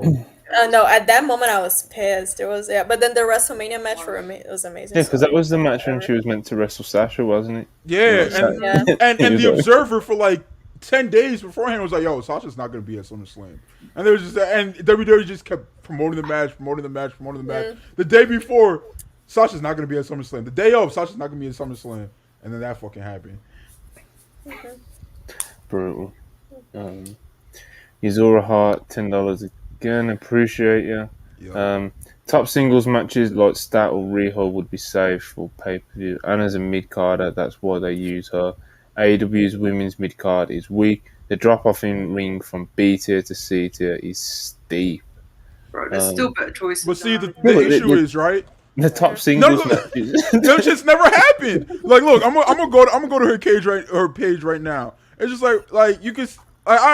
Yeah, they saved those matches for pay-per-view allegedly, but like they never happened, bro. Like They don't do enough. That's the last time Like- Rich wrestled on a pay-per-view. Hikaru Shida cage match. Her reign was 25 days. she beats Toni Storm. Title events against Anna Jay. Tag match. She tagged with Sky Blue against Ruby Soho and Toni Storm. Another tag match. Saraya and Toni Storm against DMD and Shida. And then she loses the title. So like why can't we just get the match, bro? Like they're not really saving it for pay-per-view. They just don't happen. That's like, He's all $5. Appreciate you. TK can fish Commander out of his low card and trust him to do 10-15 minutes with Mox, and it'll be pretty good. Who's he doing that with in the women's division? he There's could a have few done that with women, Emma bro. Tucker. Yeah, Emma, it would be There's perfect a for that few. because she's He's just done it with one that I Mercedes can- Martinez as well on Collision. Yeah, exactly. No, So and, you can, and she's the one that I can think of that would be like actually good in ring because a lot of the low card of the women's Yeah, they division just is can't also, wrestle. Like, yeah. So like Emmy is the one that she can actually go in ring and she would be perfect to just go against everyone, and she always makes her opponents look good because she's a fucking veteran, she's a pro, But yeah, Tony does Yeah, does not give a fuck. Let's give the opportunity to Anna Jay instead. the division, listen, I only had to say that the division is fucking peak stardom, or we're in the Crush Gals era or anything, but fucking, I just can't buy into any excuses that kind of point towards the division on paper. There's more than enough Right, women to work with, TK and there's TK's more than got enough forces. really good. Yeah, like there's enough. You've got a nice balance of a few. You've got some stars that may not be the best in ring, like your Britt Bakers, your Sarayas, etc., etc. And you've got the women that can go a bit more. And there's definitely enough talent there to make like a solid mid card, etc. as well. Especially if they're committed to this one match a week thing. Like you could do this, bro. Like you could put one good match on a week with the roster they have. It's like people like Willow just not involved Yeah. enough Yeah, for my liking, to be honest. not on- Chris not on Statlander All In. as well. Not Like I on know she All was on Out. the show yesterday, but her TBS total rate feels like it's been pretty much non-existent up until Wednesday. It's crazy. Yeah, and it's like I said, I think they've got more than enough firepower, in that division to kind of have a good division from top to bottom. And like I said, I'm not saying that this is peak stardom and every woman's really great or anything, but there's definitely enough to build a solid lower card, mid card, and total scene like easily. Just let me book it, me and Anna. Give me the pen. Honestly, we'll I'm get it so cracking. tired that because they feel like the answer, like to shut people up and to book a good women's division, they only have the one match per week. So let's put the most women we can in that match, and that's why every week is a tag match. It's a trios match. It's like another tag match. It's another trios match. That doesn't mean it's a good division. I would rather take like one singles match, but an actual good singles match over seeing like 6 women. Because it just builds the division more. It shows off the women more. It just Definitely. gives more weight to the division and makes like people actually care about the women wrestling in AEW a lot more than just if we put like all the women, people are gonna complain less. Like, nah, it's just dumb ass booking. Like, I'm so done with it. Wiltshires and $5. TK trying to give Annie J the Trick Williams push. They tried to put her with the super worker. Hey man, Two completely different Williams. results. Trick Williams is special, brother. We're coming for it all. Two- Logan two- 199. I'm the Who is enforcer. we, Monty? AEW. Who is we, bro?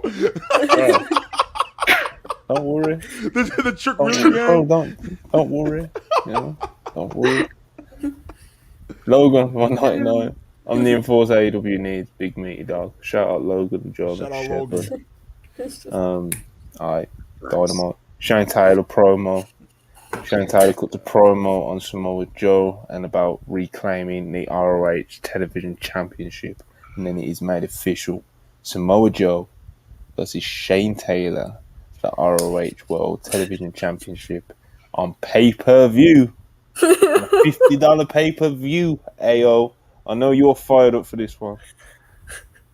Bro, TK doesn't even see fit to put Shane Taylor on Dynamite.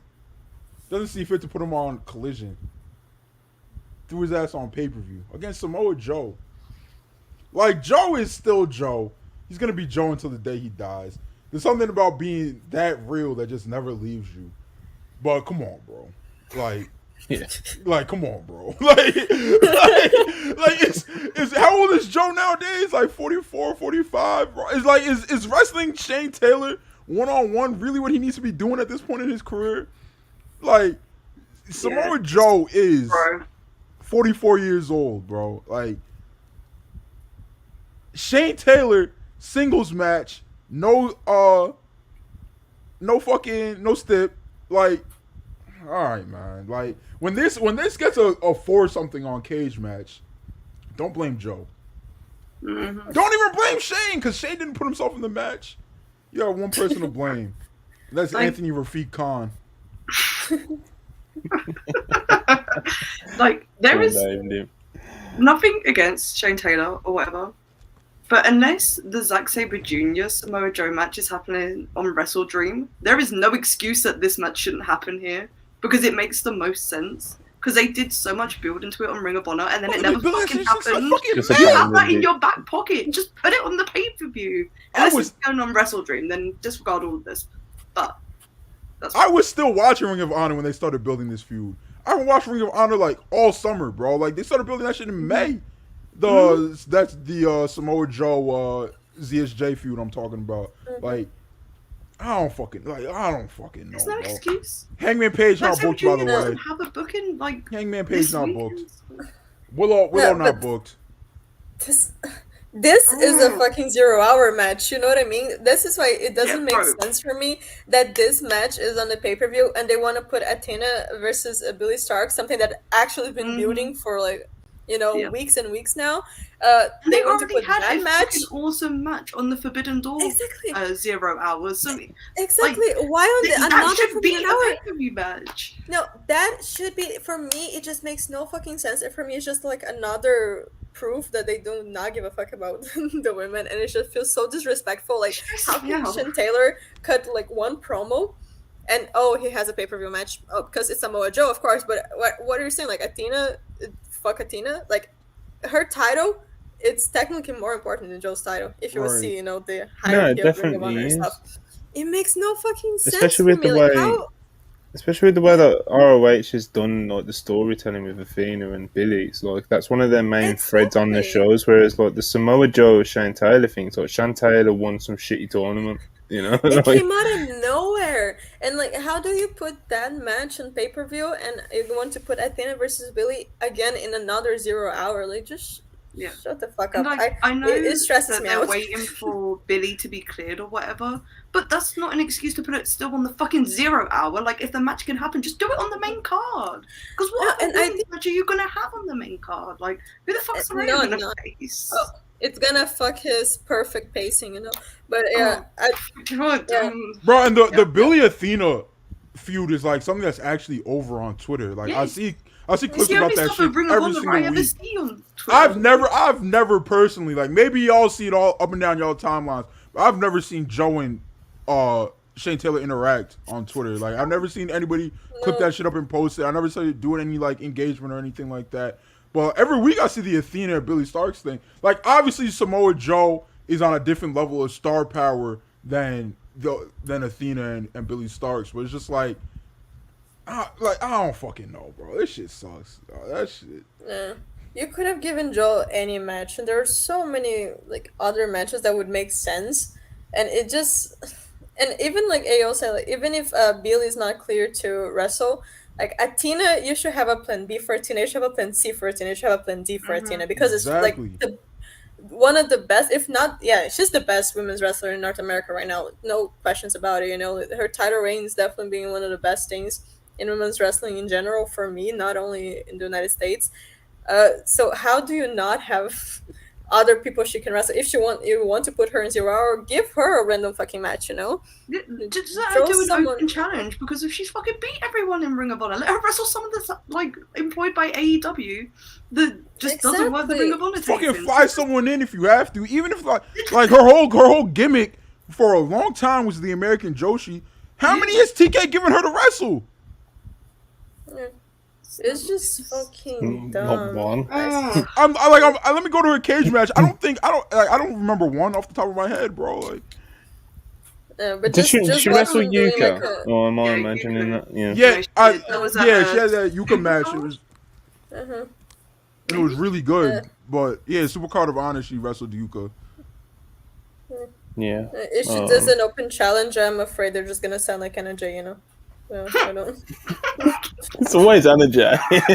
It's always NJ. Like. Yeah, Phantom said Athena versus Venny, bro. Book that shit. Book it. I would be so up for that. No, that's a dream match for me, for real. Like, Venny versus everyone. I love Venny, but yeah. Oh no, I don't think TK knows who Venny is. Bro, could you imagine? No, I don't. Is there any Stardom shows on this weekend? Not big ones. Isn't the final? They're having up? 5 stars still going on. Okay, Yeah, so who's on the 4? Who's got big matches on Sunday? Anyone? Let me see. My point is that imagine if you do an Athena, like you could do like an Athena open challenge as mentioned. Bro, just fly someone in. Could you imagine if Julia walked out in Chicago? Bro. Like It's nuts. For me, that's also something like, because their excuse so far with Stardom is because they can't send anyone or this or that, and then you have Utami, you do that bullshit with Utami. Like, it was a good match with Shadora, yeah, but still, like, you could have done so much more with Utami. And Julia, in the middle of the 5-star Grand Prix, she just went to wrestle in Impact, on Impact. Like, how can you have such a close relationship with Bushiroad and just fuck that up so bad? So Julia is wrestling, but someone of that ilk. It's not even like, and it's not even like people keep saying like, oh, Rossi doesn't fuck with AEW. Rossi doesn't fuck with AEW.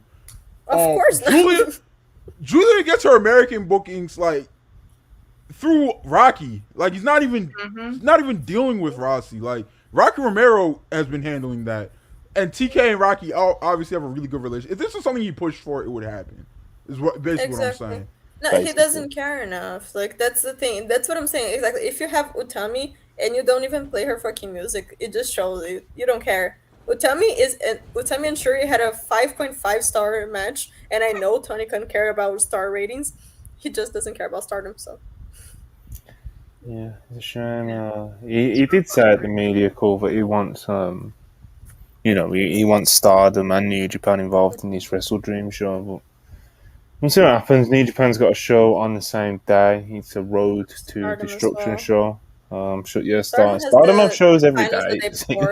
Yeah, and Stardom has the finals of the 5-star Grand Prix the day before, so it's like, we'll see. But yeah. Shane Taylor. Again. Alright, next up we had Don Callis and Takeshita talking tactics. Don Callis is pulling up Kenny Omega's X-rays and saying he needs to hit this move to affect this injury that Omega had, and they're going into talking tactics. And whilst it did pop me a little bit, it did pop me. Callis just breaking it down, calling for Takeshita to hit the Blue Thunder Bomb because it will hurt.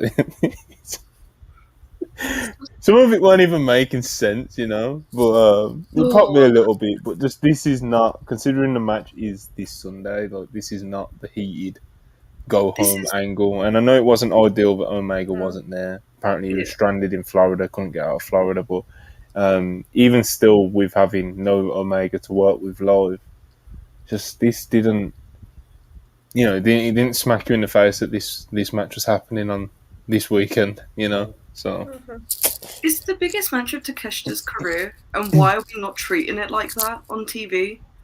Like, This Literally, like it's a funny bit, whatever they were doing like backstage or whatever, but it's like, bro, like he's about to wrestle Kenny Omega, who is the greatest wrestler like of all time, in a singles match in Chicago. Like we should be like, it should be being treated as like this massive fucking deal, and it should have been like the through for, like I get because Kenny couldn't be there, it's harder to do something like this, but this should have been the through thread of this Dynamite, and maybe it would have been if Kenny was there, but like even in like the weeks before, they have not treated this as big of a deal as it needs to be, and it's really fucking frustrating because the match is going to be great. So people are going to just be like, "Oh well, you guys bitched all in the build-up." It's just like, yes, because the build's been shit. So yeah, yes, I'm a little bit exactly. frustrated about this one as well. Yeah, no, they barely mentioned the fact that Takeshita pinned Kenny. You know what I mean? Like, and for me, yeah, if the build had been good and then 1 week, oh, Kenny couldn't be there, it happens, but the build was good either way, no one would be complaining, but it was just bad. I already said everything that I had to say before, but yeah, it's just been very disappointing. I know the match is gonna bang, it's gonna be amazing, I have total trust, unless they have to Don Callis doing his usual bullshit, you know, which they probably will. But I have full trust on Kenny and Takashi to have a good match. But it's still like, it just feels like such a missed opportunity, this whole entire feud. Yeah, definitely a missed opportunity. Absolutely, because the idea of them two having like their singles feud, you know, when Don Callis first turned and when he linked up with Takeshita, and Takeshita was like, he was Don Callis' guy, you know, and that's what it felt like they were doing. Like Don Callis is now the chosen one, you know, the new Kenny Omega that's been, you know, like that he's replaced Kenny with.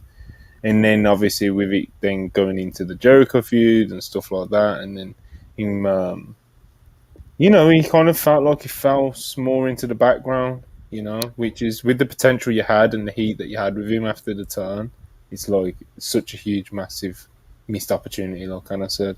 Ayo, I know you also touched on it earlier and give your thoughts kind of about the lack of real build to this great match that we're going to get. Well, you got anything else you want to add at all before we move on? Like, AEW fans, right? They're going to do that thing where Kenny and Takeshita have a 5-star match on Sunday. They just be like, oh, and y'all are complaining about this build? Y'all thought this wasn't going to deliver? Nobody ever said it wasn't going to deliver, bro. We said the build fucking sucked. And it does suck, bro. Like, there's no reason for Takeshita to go over. Because Takeshita goes over in this feud, like, people love Takeshita. People love Kenny, obviously. But there's no emotional investment in this feud. Like, it's going to be a good wrestling match. 1, 2, 3. All right, what's next for both of these guys? Like, so that's why I think Kenny should just go over. Takeshi gets an actual build up, actual heel run, actually get some fucking heat on him and shit. Revisit this. Let him go back. Let him go over Kenny because they fucking bottled it, bro. They've bottled this. Like this shit has not been good. So like, it's unfortunate too because this is a match of the year contender. Possibly this is something that could main event any pay per view. But like when you don't build to the match, it's just like it's just not going to be. It's not going to be good what TV. TV. Be. Yeah. This should be like the most important moment of Takeshita's career, and they just fumbled it so bad that it's now everyone's just waiting for it to be over. You know, like oh the match is gonna happen. Like yeah, let's move on. Like no one cares anymore for what should be the biggest moment for him. Right. You know, so it should be like one of those moments we look back on in AEW as a defining moment for the promotion as a whole, and they just haven't displayed it like that, like in the past couple of months. And it's really frustrating because if I've wanted to be invested in this, like I love Takeshita, Kenny's one of my favorites. Like this is going to be fucking incredible, and it's just not being built right. It's really annoying. Yeah, it's tough. A lot less than ideal, I think it's fair to say. But yeah, Dynamite, the Acclaimed, they have a pretty much like a little celebration and a reveal. Yeah, Daddy Ass is back. They announced the House of Ass. House of Ass. Crazy. And then they revealed some new AEW Trios titles. Of course, they've won them over the weekend. And they have the pink straps. And the back of the titles like scissor into each other. Yeah. And they had a lot of fun with that. And yeah, this was a nice little segment. new belts. Everyone loves the Acclaimed. Excuse the pun, but it's true. And seems like they're going to get over again. They're going to get over like all over again with this House of Ass thing. So they just keep coming up with shit, man, and that's what good performers do, you know. And shout out to them because, like I literally just said, everyone loves the Acclaim, man. They're really over, really great baby faces, and hopefully they can have a pretty good run with these trios titles because they have been kind of just the trios bouts have felt like they've just kind of been floating around in AEW ever since the Elite dropped them, really. Yeah. And you know, the Acclaimed are an act that are all over the television all the time. You know they're going to get time on TV. Tony really likes them, so hopefully that can then, you know, leak into them having a really solid reign, you know, that means something. So we will see. We will see. We will see. Anyone got anything to add on the Acclaimed, new trios champs, the belts, anything like that? Good segment. The shade of pink they chose was so fucking ugly. Yeah, that shade of pink is crazy. It should have been a baby pink belt, but the fact that they scissor popped me. So I do wish that they let us know where the Acclaimed was headed next in that segment, but you know. Mm-hmm. Yeah, that was weird. We kept expecting, like when we were on the watch along, we were just like, okay, so who's coming out? And then no one came out. We were like, sick. Okay. Yeah. Excalibur's announcements. Rampage. We've got Sky Blue, Willow versus Taya and Anna Jay. We've got Hangman Adam Page versus Brian Keith, and we have a tag team battle royal for the number one contendership for the ROH tag titles and to face MJF and Adam Cole on Sunday. The battle royal included Aussie Open, the Hardys, Dark Order, Best Friends, Mogul Embassy 2.0 and more.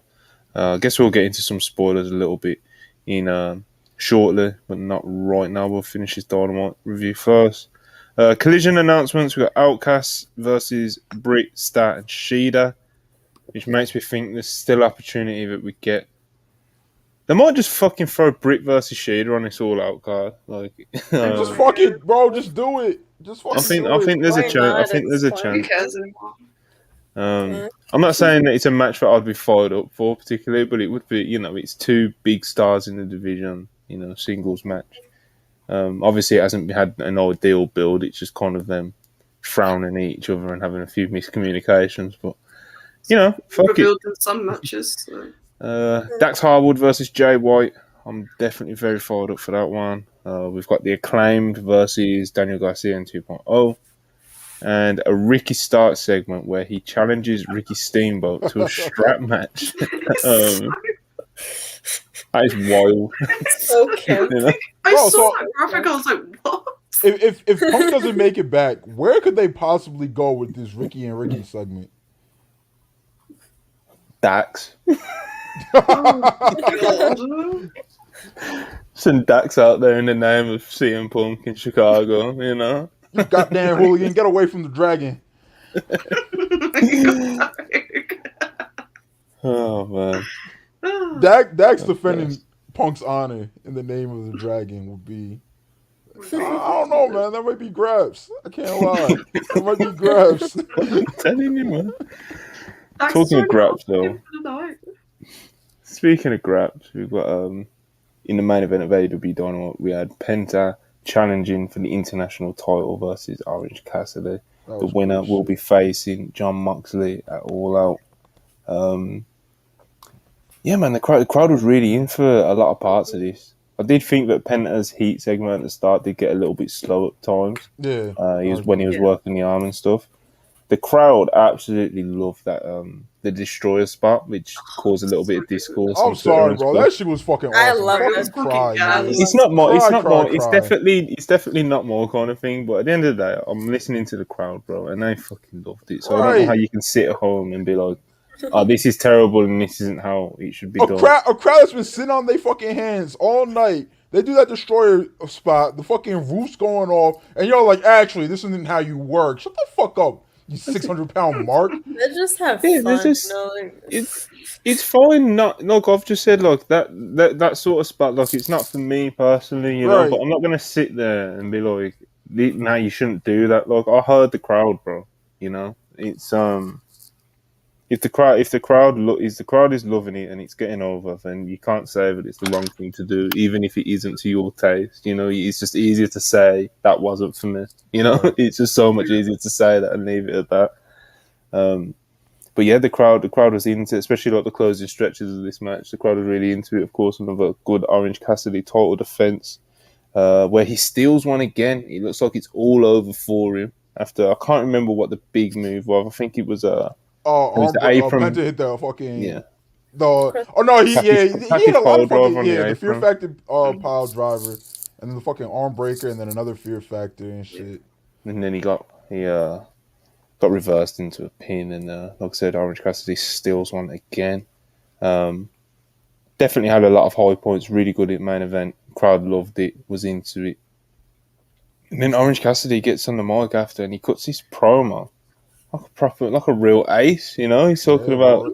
And again, another like kind of work rate promo, similar to what you were saying earlier in the show. But of course, he's just wrestled a really good main event, so it's more impactful. You know, he's talking about how he's in pain, and the backpack is getting harder to carry every week. But he's still here. He's still wrestling. And he told Mox to bring more than a fork. And he goes on, he says a few more things, but it's a really good fired up promo by Cassidy. Mox comes to the ring, they get face to face. I don't have a fucking line. Oh, it's so good. But yeah, man, Orange Cassidy's... Whenever he's given an opportunity, he absolutely always delivers, doesn't he? And I think last night was another example of this. And as I mentioned earlier, you know, he's definitely tapped into a more fired up, different part of himself for this Moxley stuff, and it's getting over, and people are taking to it. And that promo was really, really solid way to end Dynamite, wasn't it, Charlie? It was, yeah. I really liked the promo. I loved the match. I thought it was fucking awesome. Like, I'm a big fan of Orange Cassidy, but I've been kind of ready for his reign to like just wrap up and like see the belt on someone new, because like all the matches he's had have been like solid to great. So it's not like he's had a bad reign in the slightest. It's been fantastic. But it's like when you're this deep in and it's like you're not wrestling like top names all the time for the title reign, it gets a little bit samey. But man, if he beats Mox, I'm all in on it again. Like that promo, I'm back. Like it got me back into it. But the match with Penta was fucking awesome. Like I rewatched it today. It was just so fucking good. Like the apron spots, like especially like they got me to bite on a lot of false finishes. So, and it actually got time. It wasn't a 12-minute Dynamite main event. So, good stuff, man. Absolutely, really good stuff, guys. Please like the video, man. Please like the video. We need some more likes. We got a few. I know we got way over 100 people in here, so. Get those likes up, man. I need those likes. We need those likes to help out a lot. And, yeah. Like the video. Subscribe if you haven't already. Of course, Super Chat's always appreciated. Anna, you enjoy this main event and Orange Cassidy promo? Yeah. Oh, yeah, absolutely. No, I think the whole match, first of all, like was amazing. Orange Cassidy, he hasn't missed in the ring in such a long time, you know, like he's so talented, he's so amazing. I really enjoy his title ring. I understand it's been getting like a little bit tiring, but the way that he's been working with it, he has been adding that as a part of the story as well. For me, it's just so smart. I don't feel like I've seen that a lot in other long title reigns, you know. So yeah, it's just really smart for me. And I already said that, like, the promo was amazing. I feel like because we don't see Cassidy talking, when he has a moment like this, it's so much more important. It feels so much bigger, it has so much more weight, you know? Because it really goes against his character, basically. His character is the whole, like, oh, I don't care, I'm just doing this, like, whatever.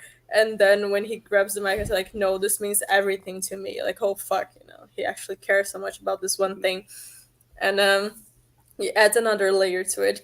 But for one, I don't want to see him losing against Mox, because I still would rather see this title going for someone, for example, like Takeshita, you know, like, let's build him back up. Like, give it to him, or to Rush, you know, give it to someone, an actual international talent would be nice as well, but give to someone who also can keep up like this work rate, and I know Mox absolutely can, of course, but I want to see like the title being used to elevate someone, and we know Mox more than anyone, he doesn't need to be elevated. He would have an amazing title reign, like no questions about it. If they keep this title as a work rate title, I would love seeing that with Mox, but he already has that without the title, you know? So I feel like it would be nice seeing the title going to someone else, but independent of whoever wins, it's gonna be a banger match. I'm really excited to see how their styles are gonna mix. I just think it's gonna be really interesting and really fun. And whatever happens, Orange Cassidy had one of the best AEW title reigns of all time. So yes, props to him. Yeah. I think the styles of John Moxley and Orange Cassidy are going to mix very, very well. Yes. I'm very much looking forward to it. AO, I have a feeling you enjoyed the main event and Orange Cassidy promo. You want to give some quick thoughts on it? Yeah, I love the main event. Love the fucking promo. Obviously the best promo of Orange Cassidy's career. I'm ready for this to be done. No slight to Orange Cassidy. It's just like you'd be hard pressed to find any title reign, any belt, any era where you're just like, 32 defenses. Let's get to 42. Like I don't like nobody really watches wrestling for that. I don't think. I would like it a lot if you dropped it to Mox, just because like I agree 100% with everything Anna said, but it's just like what's stopping him from putting this on a mid-carder to... What's stopping TK from putting this on a mid-carder to elevate them, and then it turns into another TNT title situation? Yeah. Like, that's just something that can't really happen if you put it on an already made man, like Mox. They booked the match, so just let him go over, bro. Like, if I had my way, Swerve would have won it a month ago, but it didn't go that way. I don't know if it makes a lot of sense to circle back to him. Who knows when Roosh is going to be back? And it looks like he's a collider when he does come back, so he's going to be more into like the TNT title picture and shit.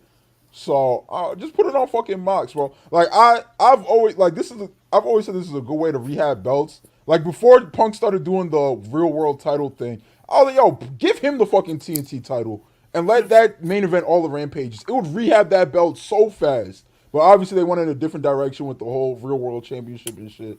Whatever, good for them and shit. But I still said like other people like Bryan Danielson should have the fucking TNT title or something like that.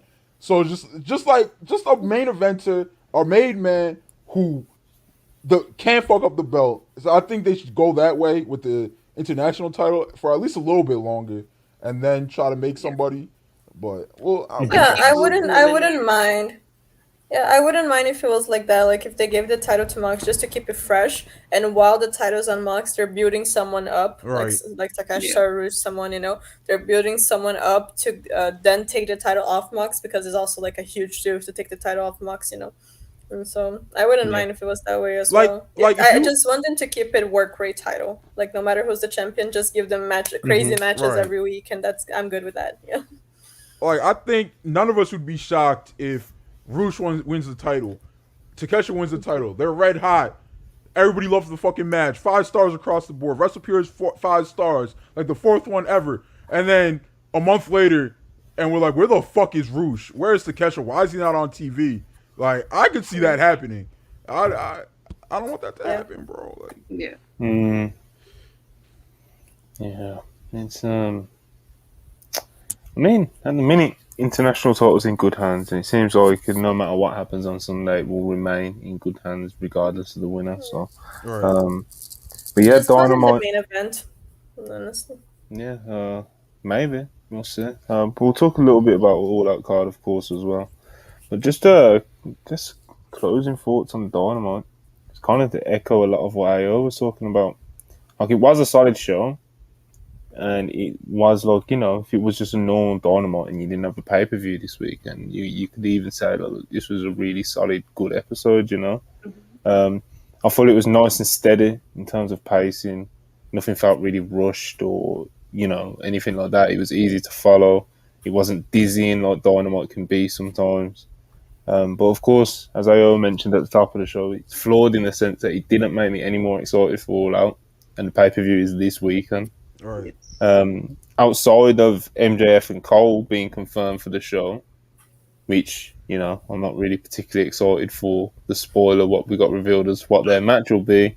But coming out of Dynamite, you know, at least it was like, okay, MJF and Cole are going to be on the show, you know, and they still are. But, you know, like I said, after spoilers, I'm a little less fired up about that part of it. And it's hard to be too harsh about last night because, of course, they had travel issues, they had illnesses, etc., etc. Omega being missing is like a huge blow, especially with how mediocre that feud has been. Like, they could have really done with something super heated with Omega there live last night, but it wasn't to be.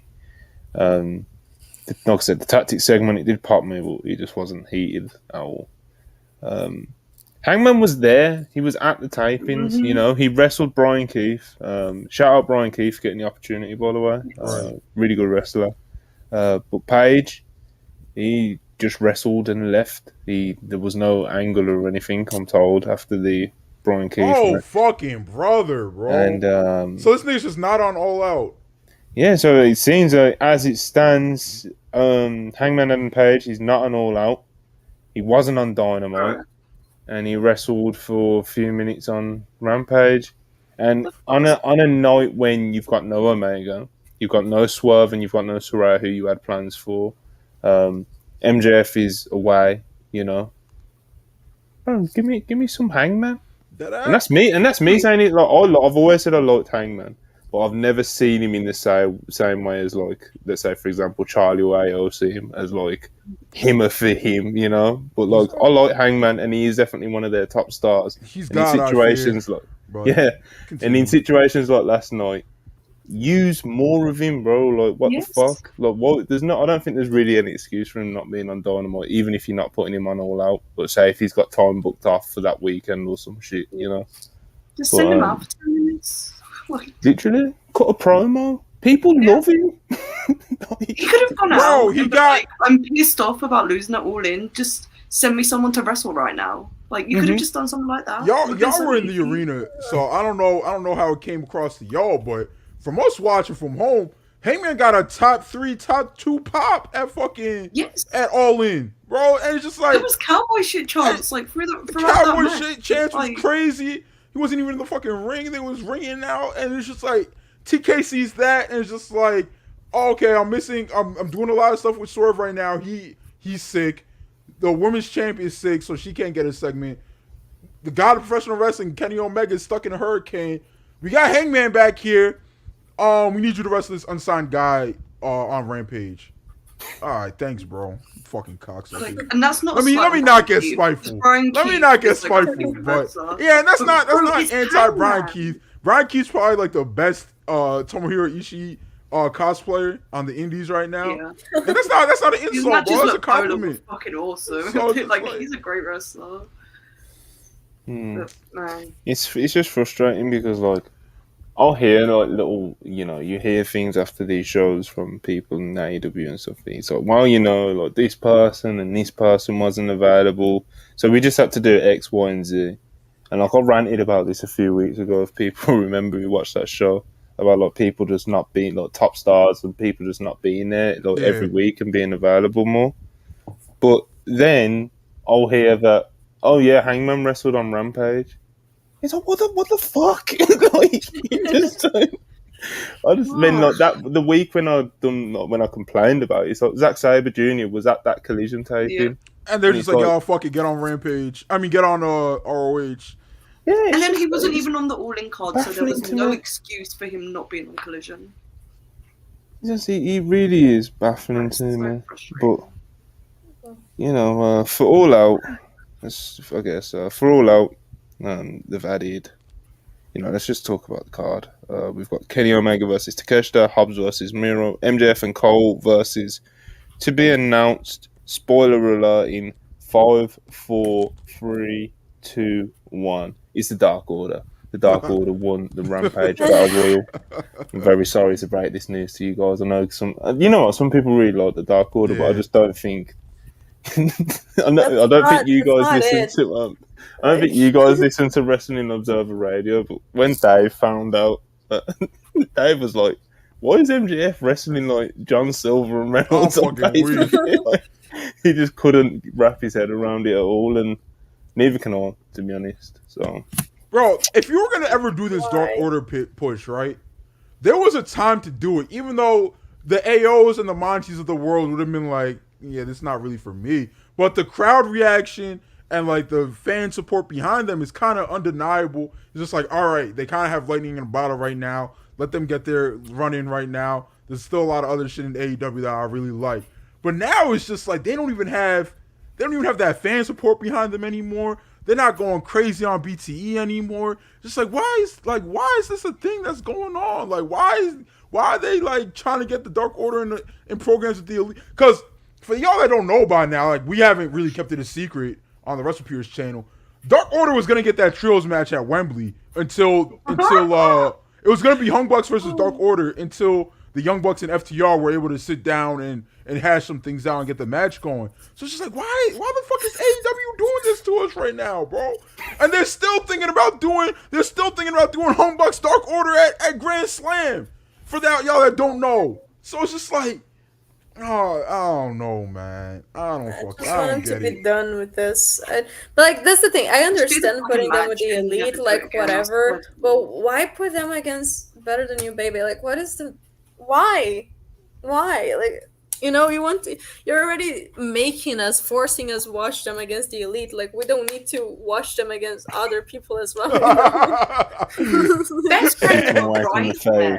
And it was like, yo, please just contain this. Like, keep this in one area.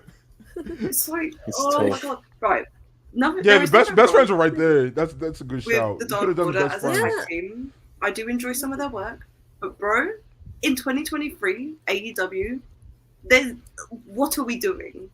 Why are we putting them in the ring with the two biggest stars? Man.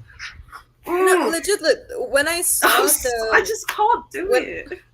When I saw the participants for this match, I thought the best friends were winning because they just came out of like a huge win at Wembley. So it would make sense. It would be a good match, probably even a better match.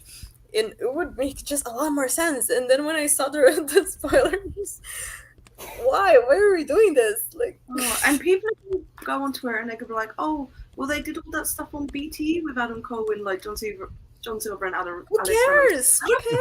No, literally, who cares, bro? Like, since any of that happened, and it's never been referenced again. Like, they already had matches against each other that it was referenced. You know what I mean? They had the matches that Silver and Reynolds kissed Adam Cole. Like they had all of that already. Like they already did all that when they were building to the fucking Adam Cole, not the Adam Cole, the Hangman Kenny match. So. Yeah. It's tough, man. It's if anything, I would have just it's not ideal. I would have gave Aussie Open another match. I'm like, all right, y'all guys are a real match now, because they had a match, but it was a fucking party match. Yeah, it wasn't, isn't it? Yeah, they were trying to make sure Cole and MJF made it to the main event and shit. Like, it wasn't a real match. So like, just give them their fucking match at All Out. Yeah, like I said, MJF and Cole versus the Dark Order. It's definitely not. It's not pay-per-view. You know. But yeah, elsewhere we've got John Moxley versus Orange Cassidy. Of course, we just spoke about that. We've got Samoa Joe versus Shane Taylor, the Young Bucks and FTR versus Bullet Club Gold, Stat versus Ruby, Eddie and Shibata versus Yuta and Claudio, and Tony Khan revealed on the media call earlier that if Billy Starks gets cleared or something like that, then herself versus Athena for the ROH Women's title will be on 0 Hour. I believe that's everything that's been announced thus far. And I guess, of course, the big elephant in the room. Will CM Punk make the card? That is currently up in the air, but it's not looking likely according to reports. Ricky Starks was discussed for plans at All Out in the main event versus CM Punk, which, of course, are who knows what's going on there now. But according to Nick Hausman, CM Punk and Tony Khan have still not been in direct communication since All In this past Sunday, and Punk appearing as part of All Out and Collision this weekend is unlikely. Of course, it is still possible, just to give a disclaimer, it is still possible that something could change, but at the moment it is not looking likely. So, TK said on the media call earlier on that he will try and get an update for fans regarding CM Punk's status for All Out by Sunday. So hopefully it's not like the Sasha Banks, Bianca Belair situation we referenced earlier on in the podcast, where people think Punk's going to show up and he doesn't, and you get a weird moment. But yeah, looking like at the moment, no Punk and that list of matches for the card. Kenny and Takeshita need to have like an 8-star match, I think. They need to break records, you know. Children need to cry. All that shit. When the Bucks turn heel, you know, it needs to be like the most Cinema. vicious heel turn of all time. They need to super kick their heads off. Like, we need something to make this pay-per-view interesting. God bless Eddie Kingston teaming up with Shibata, because otherwise I would not be buying this pay-per-view. Yeah, like, that match really, I felt like the whole this whole card for me is just like, yeah, whatever. And then that one match, like there's just some matches that I feel like as well, more bad. Wow, what a match. You just saved the all-out card.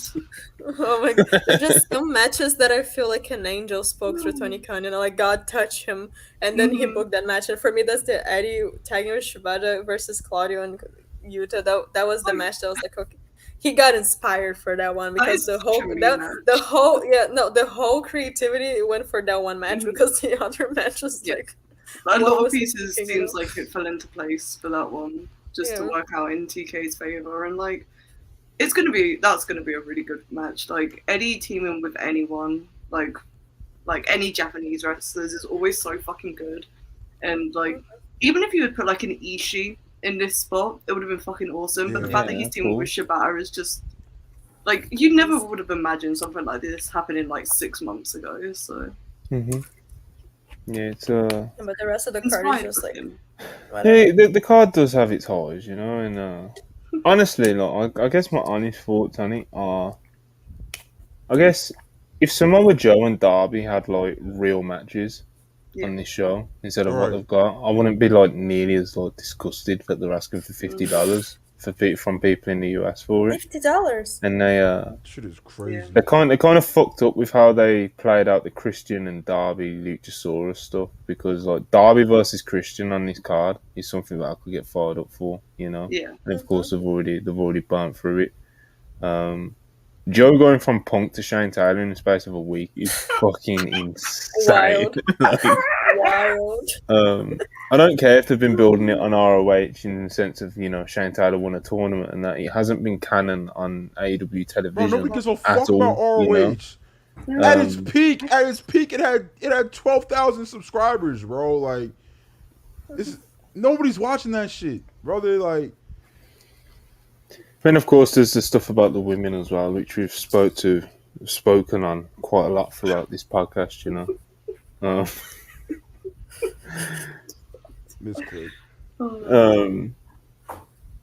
But yeah, man, like I said, just if there was if Samoa Joe and Darby had like real matches on this card, it would make the whole card as a whole look like completely different, you know. Right. But they don't. They're wrestling Luchasaurus and Shane Taylor, so there you have it, you know. A tough week for AEW following the biggest week in company history. You know, they had a really solid go home last week. They had obviously a great show. Yeah, there was some backstage trouble and stuff like that, but coming into this week, the contrast in this week to last week is like quite startling, you know. Yeah. I mean, hopefully, I'm sure, you know, All Out will probably still be a good show.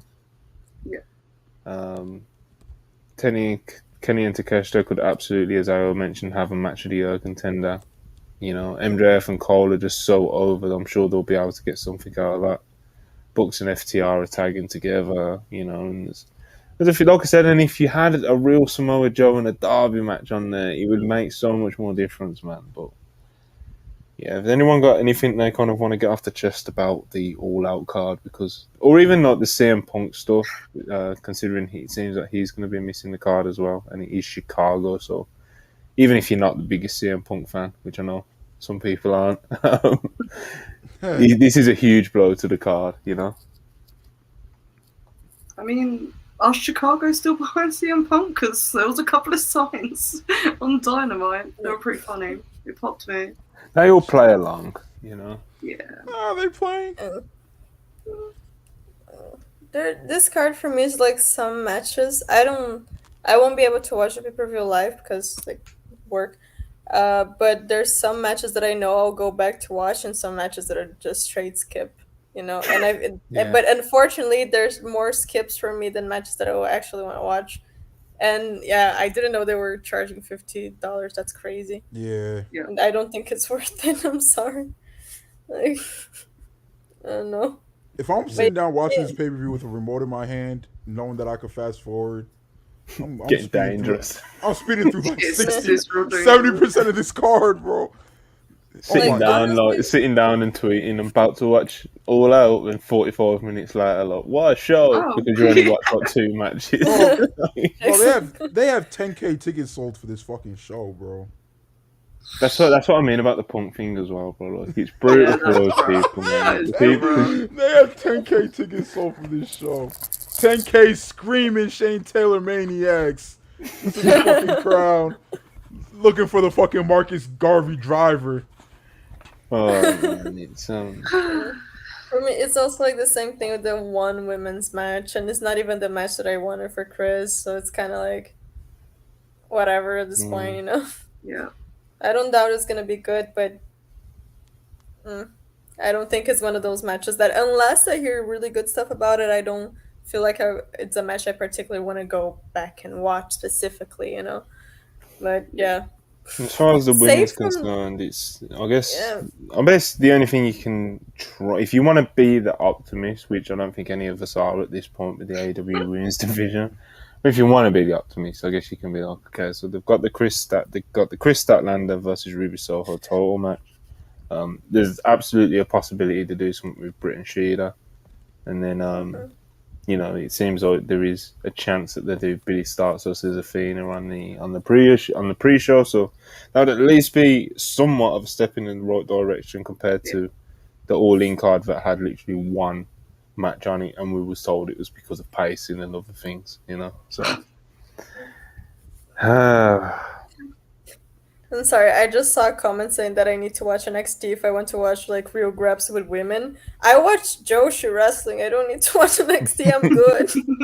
I'm chilling. They do have some. No, I bet NXT. No, I bet it's good. I bet some matches when people say, "Oh, this match was very good," I always go like after it to watch. But you know, I'm Tiffany good Stratton, at Stardom. you know? Brother. Like, I'm chilling. Jesus of Nazareth could resurrect for the second time and put on 7-star matches with fucking Ricky Chosu on NXT, and I will not be watching that shit. Y'all need to stop telling people to watch NXT and Impact if they want to see real such and such wrestling, whatever. They don't want to fucking watch it, bro. They don't want to watch it, and we never going to. I'm good, you know. Like, I'm watching the 5-star Grand Prix, the matches that I when I have time, and like that's all of the good women wrestling that I need. Right, I remember I tweeted, I was like, AEW and WWE fans, stop me to like trying to one up each other on these like women wrestling wars and shit, because your favorite company is going to embarrass you eventually, so just stop doing it. And somebody was like, hey yo, you need to watch Real Graps, Impact. I was like, bro, I don't want to watch that shit. He was like, looks like you don't give a fuck about women's wrestling. Bro, I've sent in match grades for every night of the 5-star Grand Prix so far, except for like maybe 2, maybe 3. But I've been binging women's wrestling, bro. I don't want to watch Impact, brother. I'm never gonna watch that shit again. I'm never gonna watch Impact Weekly again. Put the belt on Kenny Omega again. Maybe I'll tune in. Probably not. But yeah, All Out card. No, yeah, it's not. This card. It's not what you'd expect from an AEW pay-per-view. Like, it's what happens when you book, like, you know, 2 pay-per-views, like 2. And I don't even want to give him that excuse. I don't even want to give him that excuse, because just I could book something better than that, bro. Yeah. No, honestly, yeah, it was just laziness, but also mixed with the fact, like, I don't know, how did they plan that? Was it on purpose, or was it just like, oops, we're booked Wembley, we only have Wembley for this date, you know? Well, but Are are they they doing it doing it again with next All Out? Who knows? Oh no. it's always all 'Cause- out. It's always what's it called? Labor Day Labor weekend. Day. So they really need to move that. But like they were telling, like when All In was announced, like they were telling people, quote unquote, in the know, no, All Out's staying the same weekend. So like they knew, like before All In was even announced, that they was gonna do the All Out the next week. Because they want All In to be the bank holiday, like in the UK, and that just so happens to fall the week before Labor Day weekend. So Do you guys But all yeah, get if Labor that's- Day Monday off? Or Yeah, we do. Okay, that's fine. yeah, so that's probably why he wants to do it that setup. No, there's definitely a way. We spoke about it before they went into, like, when they were coming out of Blood and Guts and stuff. Like, there is definitely ways that you can get around doing a back-to-back pay-per-view build, but it's just like it's only ever been done like once before. I think Dave Meltzer's referenced it a few times when Vince done it in like the 90s or something, and he's never done it since. So that would tell you that it probably wasn't that super successful. Right. I guess ticket sales wise, you could say that this has been, Tony Khan's already said at the media scrum hilariously after All In that no matter how many, even if he doesn't sell one pay per view for this all out show, he's still going to make money on it because they've sold tickets. I always mentioned they've sold over 10,000 tickets for this show, man. So in terms of selling tickets, it's doable, in terms of doing one over in Europe like they're doing with All In, obviously a record-breaking night, and then getting your 10K that you'd expect from an AEW pay-per-view in America as well. But in terms of actually building the TV and creating the matches and the cards that would like meet your usual standard as an AEW pay-per-view, they just haven't done that. Although there is probably ways that they could have done that. Bro, they've got so many good wrestlers. I just don't really think there's. I just don't think you can use some of the excuses that some people make for them these days. And even if they didn't, bro, flying fucking Shingo, let him wrestle Samoa Joe on pay-per-view, bro. God bless. Absolutely. Fucking love Shingo. No, flying fucking Hiromu, let him have his fucking Darby Allin match, bro. Like he's still asking for an AEW match. Like he's still like he wants an AEW singles match. He's like, I want to be on Dynamite bad. Like I'd love to do a singles pay-per-view match. Like he's still talking about this shit. We got the fucking Wrestling Dinosaurs TNT champion, bro. Getting a singles match. Lizard man. Yeah. Come on. I don't feel like Lizard man. it's it's not a pay-per-view that it's worth $50. That's insane. Like I'm sorry for them, it's just not worth it. I don't even really want to pay crazy. £20 for it, to be honest. My ass will be stealing it. Yeah. UFC on this weekend or what? There's a fight night, I think. No, I'll watch it. I always joke. I watched every episode of NXT 2.0, but I'll just, if the Graps is on, then it's easy for me to watch, and it's not like too much of an eyesore aesthetically, then I'm gonna watch it probably. Someone just said in chat, maybe when Edge debuts, it'll be worth $50. Bro, his contract's not up yet. Like, Yeah, this they said his contract's not up till September. All right, I'm sorry to burst that before bubble, but before we do some super chats and get out of here, quick reminder: everyone, please like the video as it says at the bottom. Like, subscribe, super chat if you're feeling generous, and we're gonna get into these. Like, we've got like 3 super chats on the screen, so I'm gonna get into those, and then I'm gonna get an over/under for pay-per-view boys off you guys for this all out show. All right, Ricky Starks 199. Ayo, you want to read this one? Yeah, I got you. Richard Starks 199. Ibuzade, I left a strap in your room last night. That's crazy. It's the list that you put on it as well. Is that not how Richard talks? I don't know.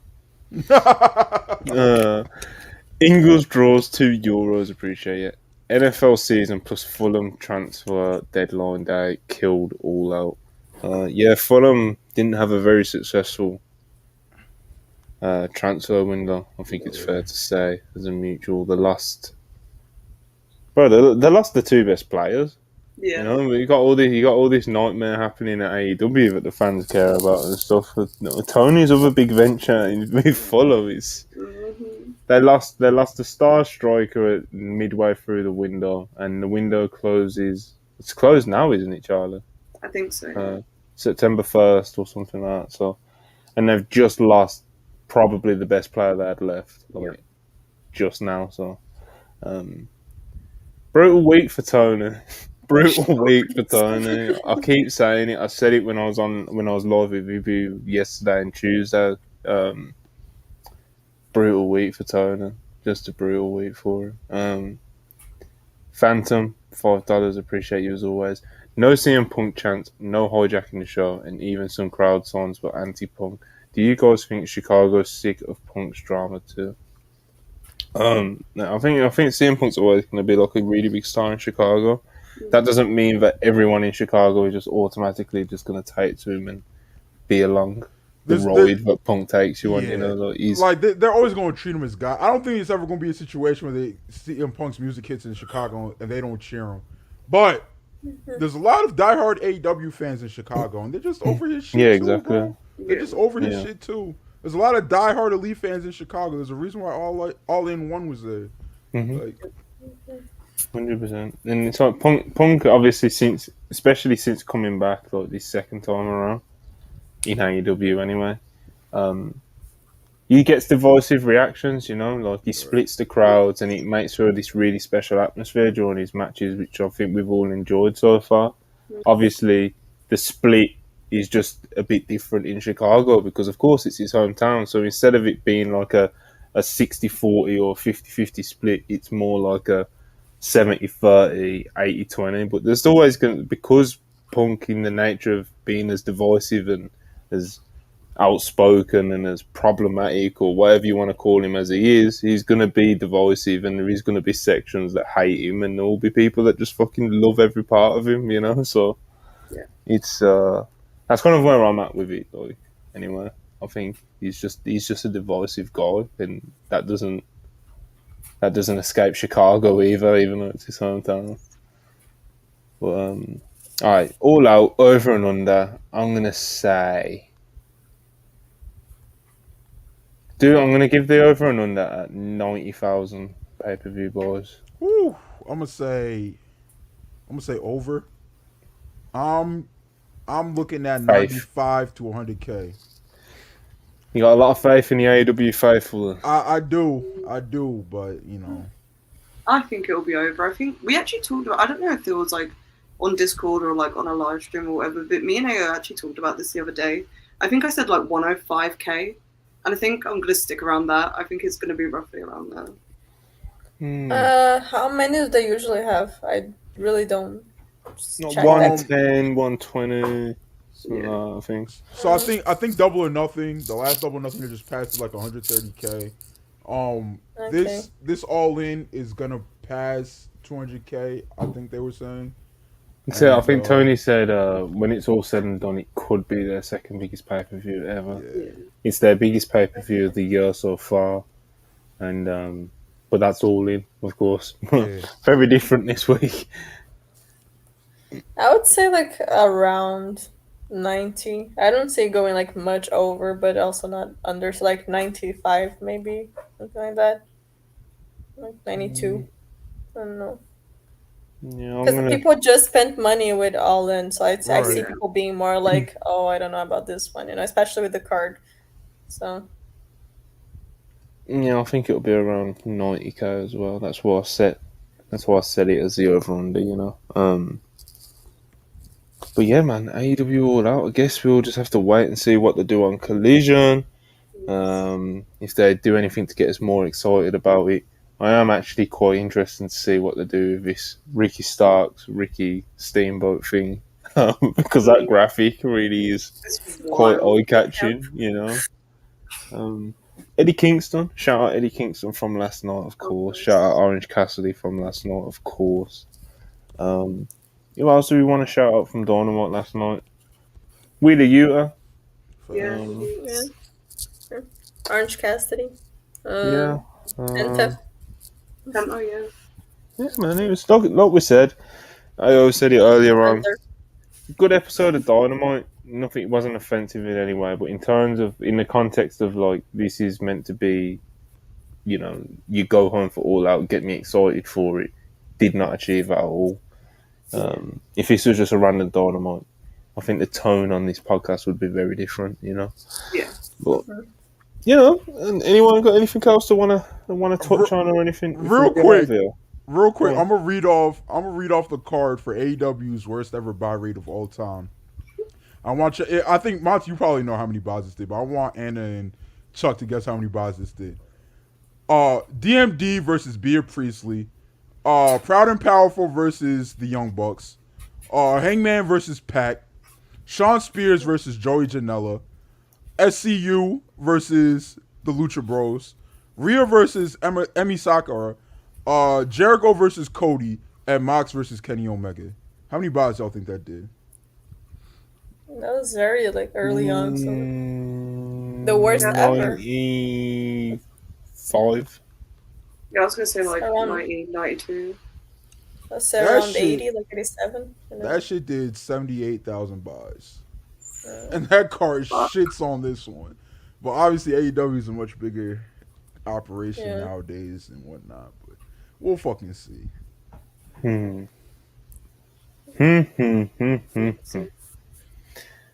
Be interesting, of course. It's like I said. It seems very likely at the moment that CM Punk will not be making the All Out show. So it'll be interesting to see how Tony Khan actually announces that, as he did say he will be trying and promises to try and give the fans some sort of update on Punk's status before Sunday. So we'll be keeping an eye out for that, because of course that card could absolutely do with him. And you know, there's already 10,000 people that have bought tickets, and I'm sure a lot of them buying an all-out ticket for Chicago was probably expecting to see CM Punk, you know? So, you know, I'm afraid I've got some bad news for him. It's like buying a ticket in Ohio and Mox not being there. Yeah, it's Hey, tough, man, but- you know? But you know what they always say about people that buy a ticket in Ohio and Mox might not be there. Brian Pillman Jr. might be booked, brother. So Who's Alright. the equivalent for Chicago? fuck it, get Sky Blue on the card. Get Sean Dean on the Yeah, card. let's get Scott Blue in the back. Sure. Let's get some non-toxic Chicagoans on there.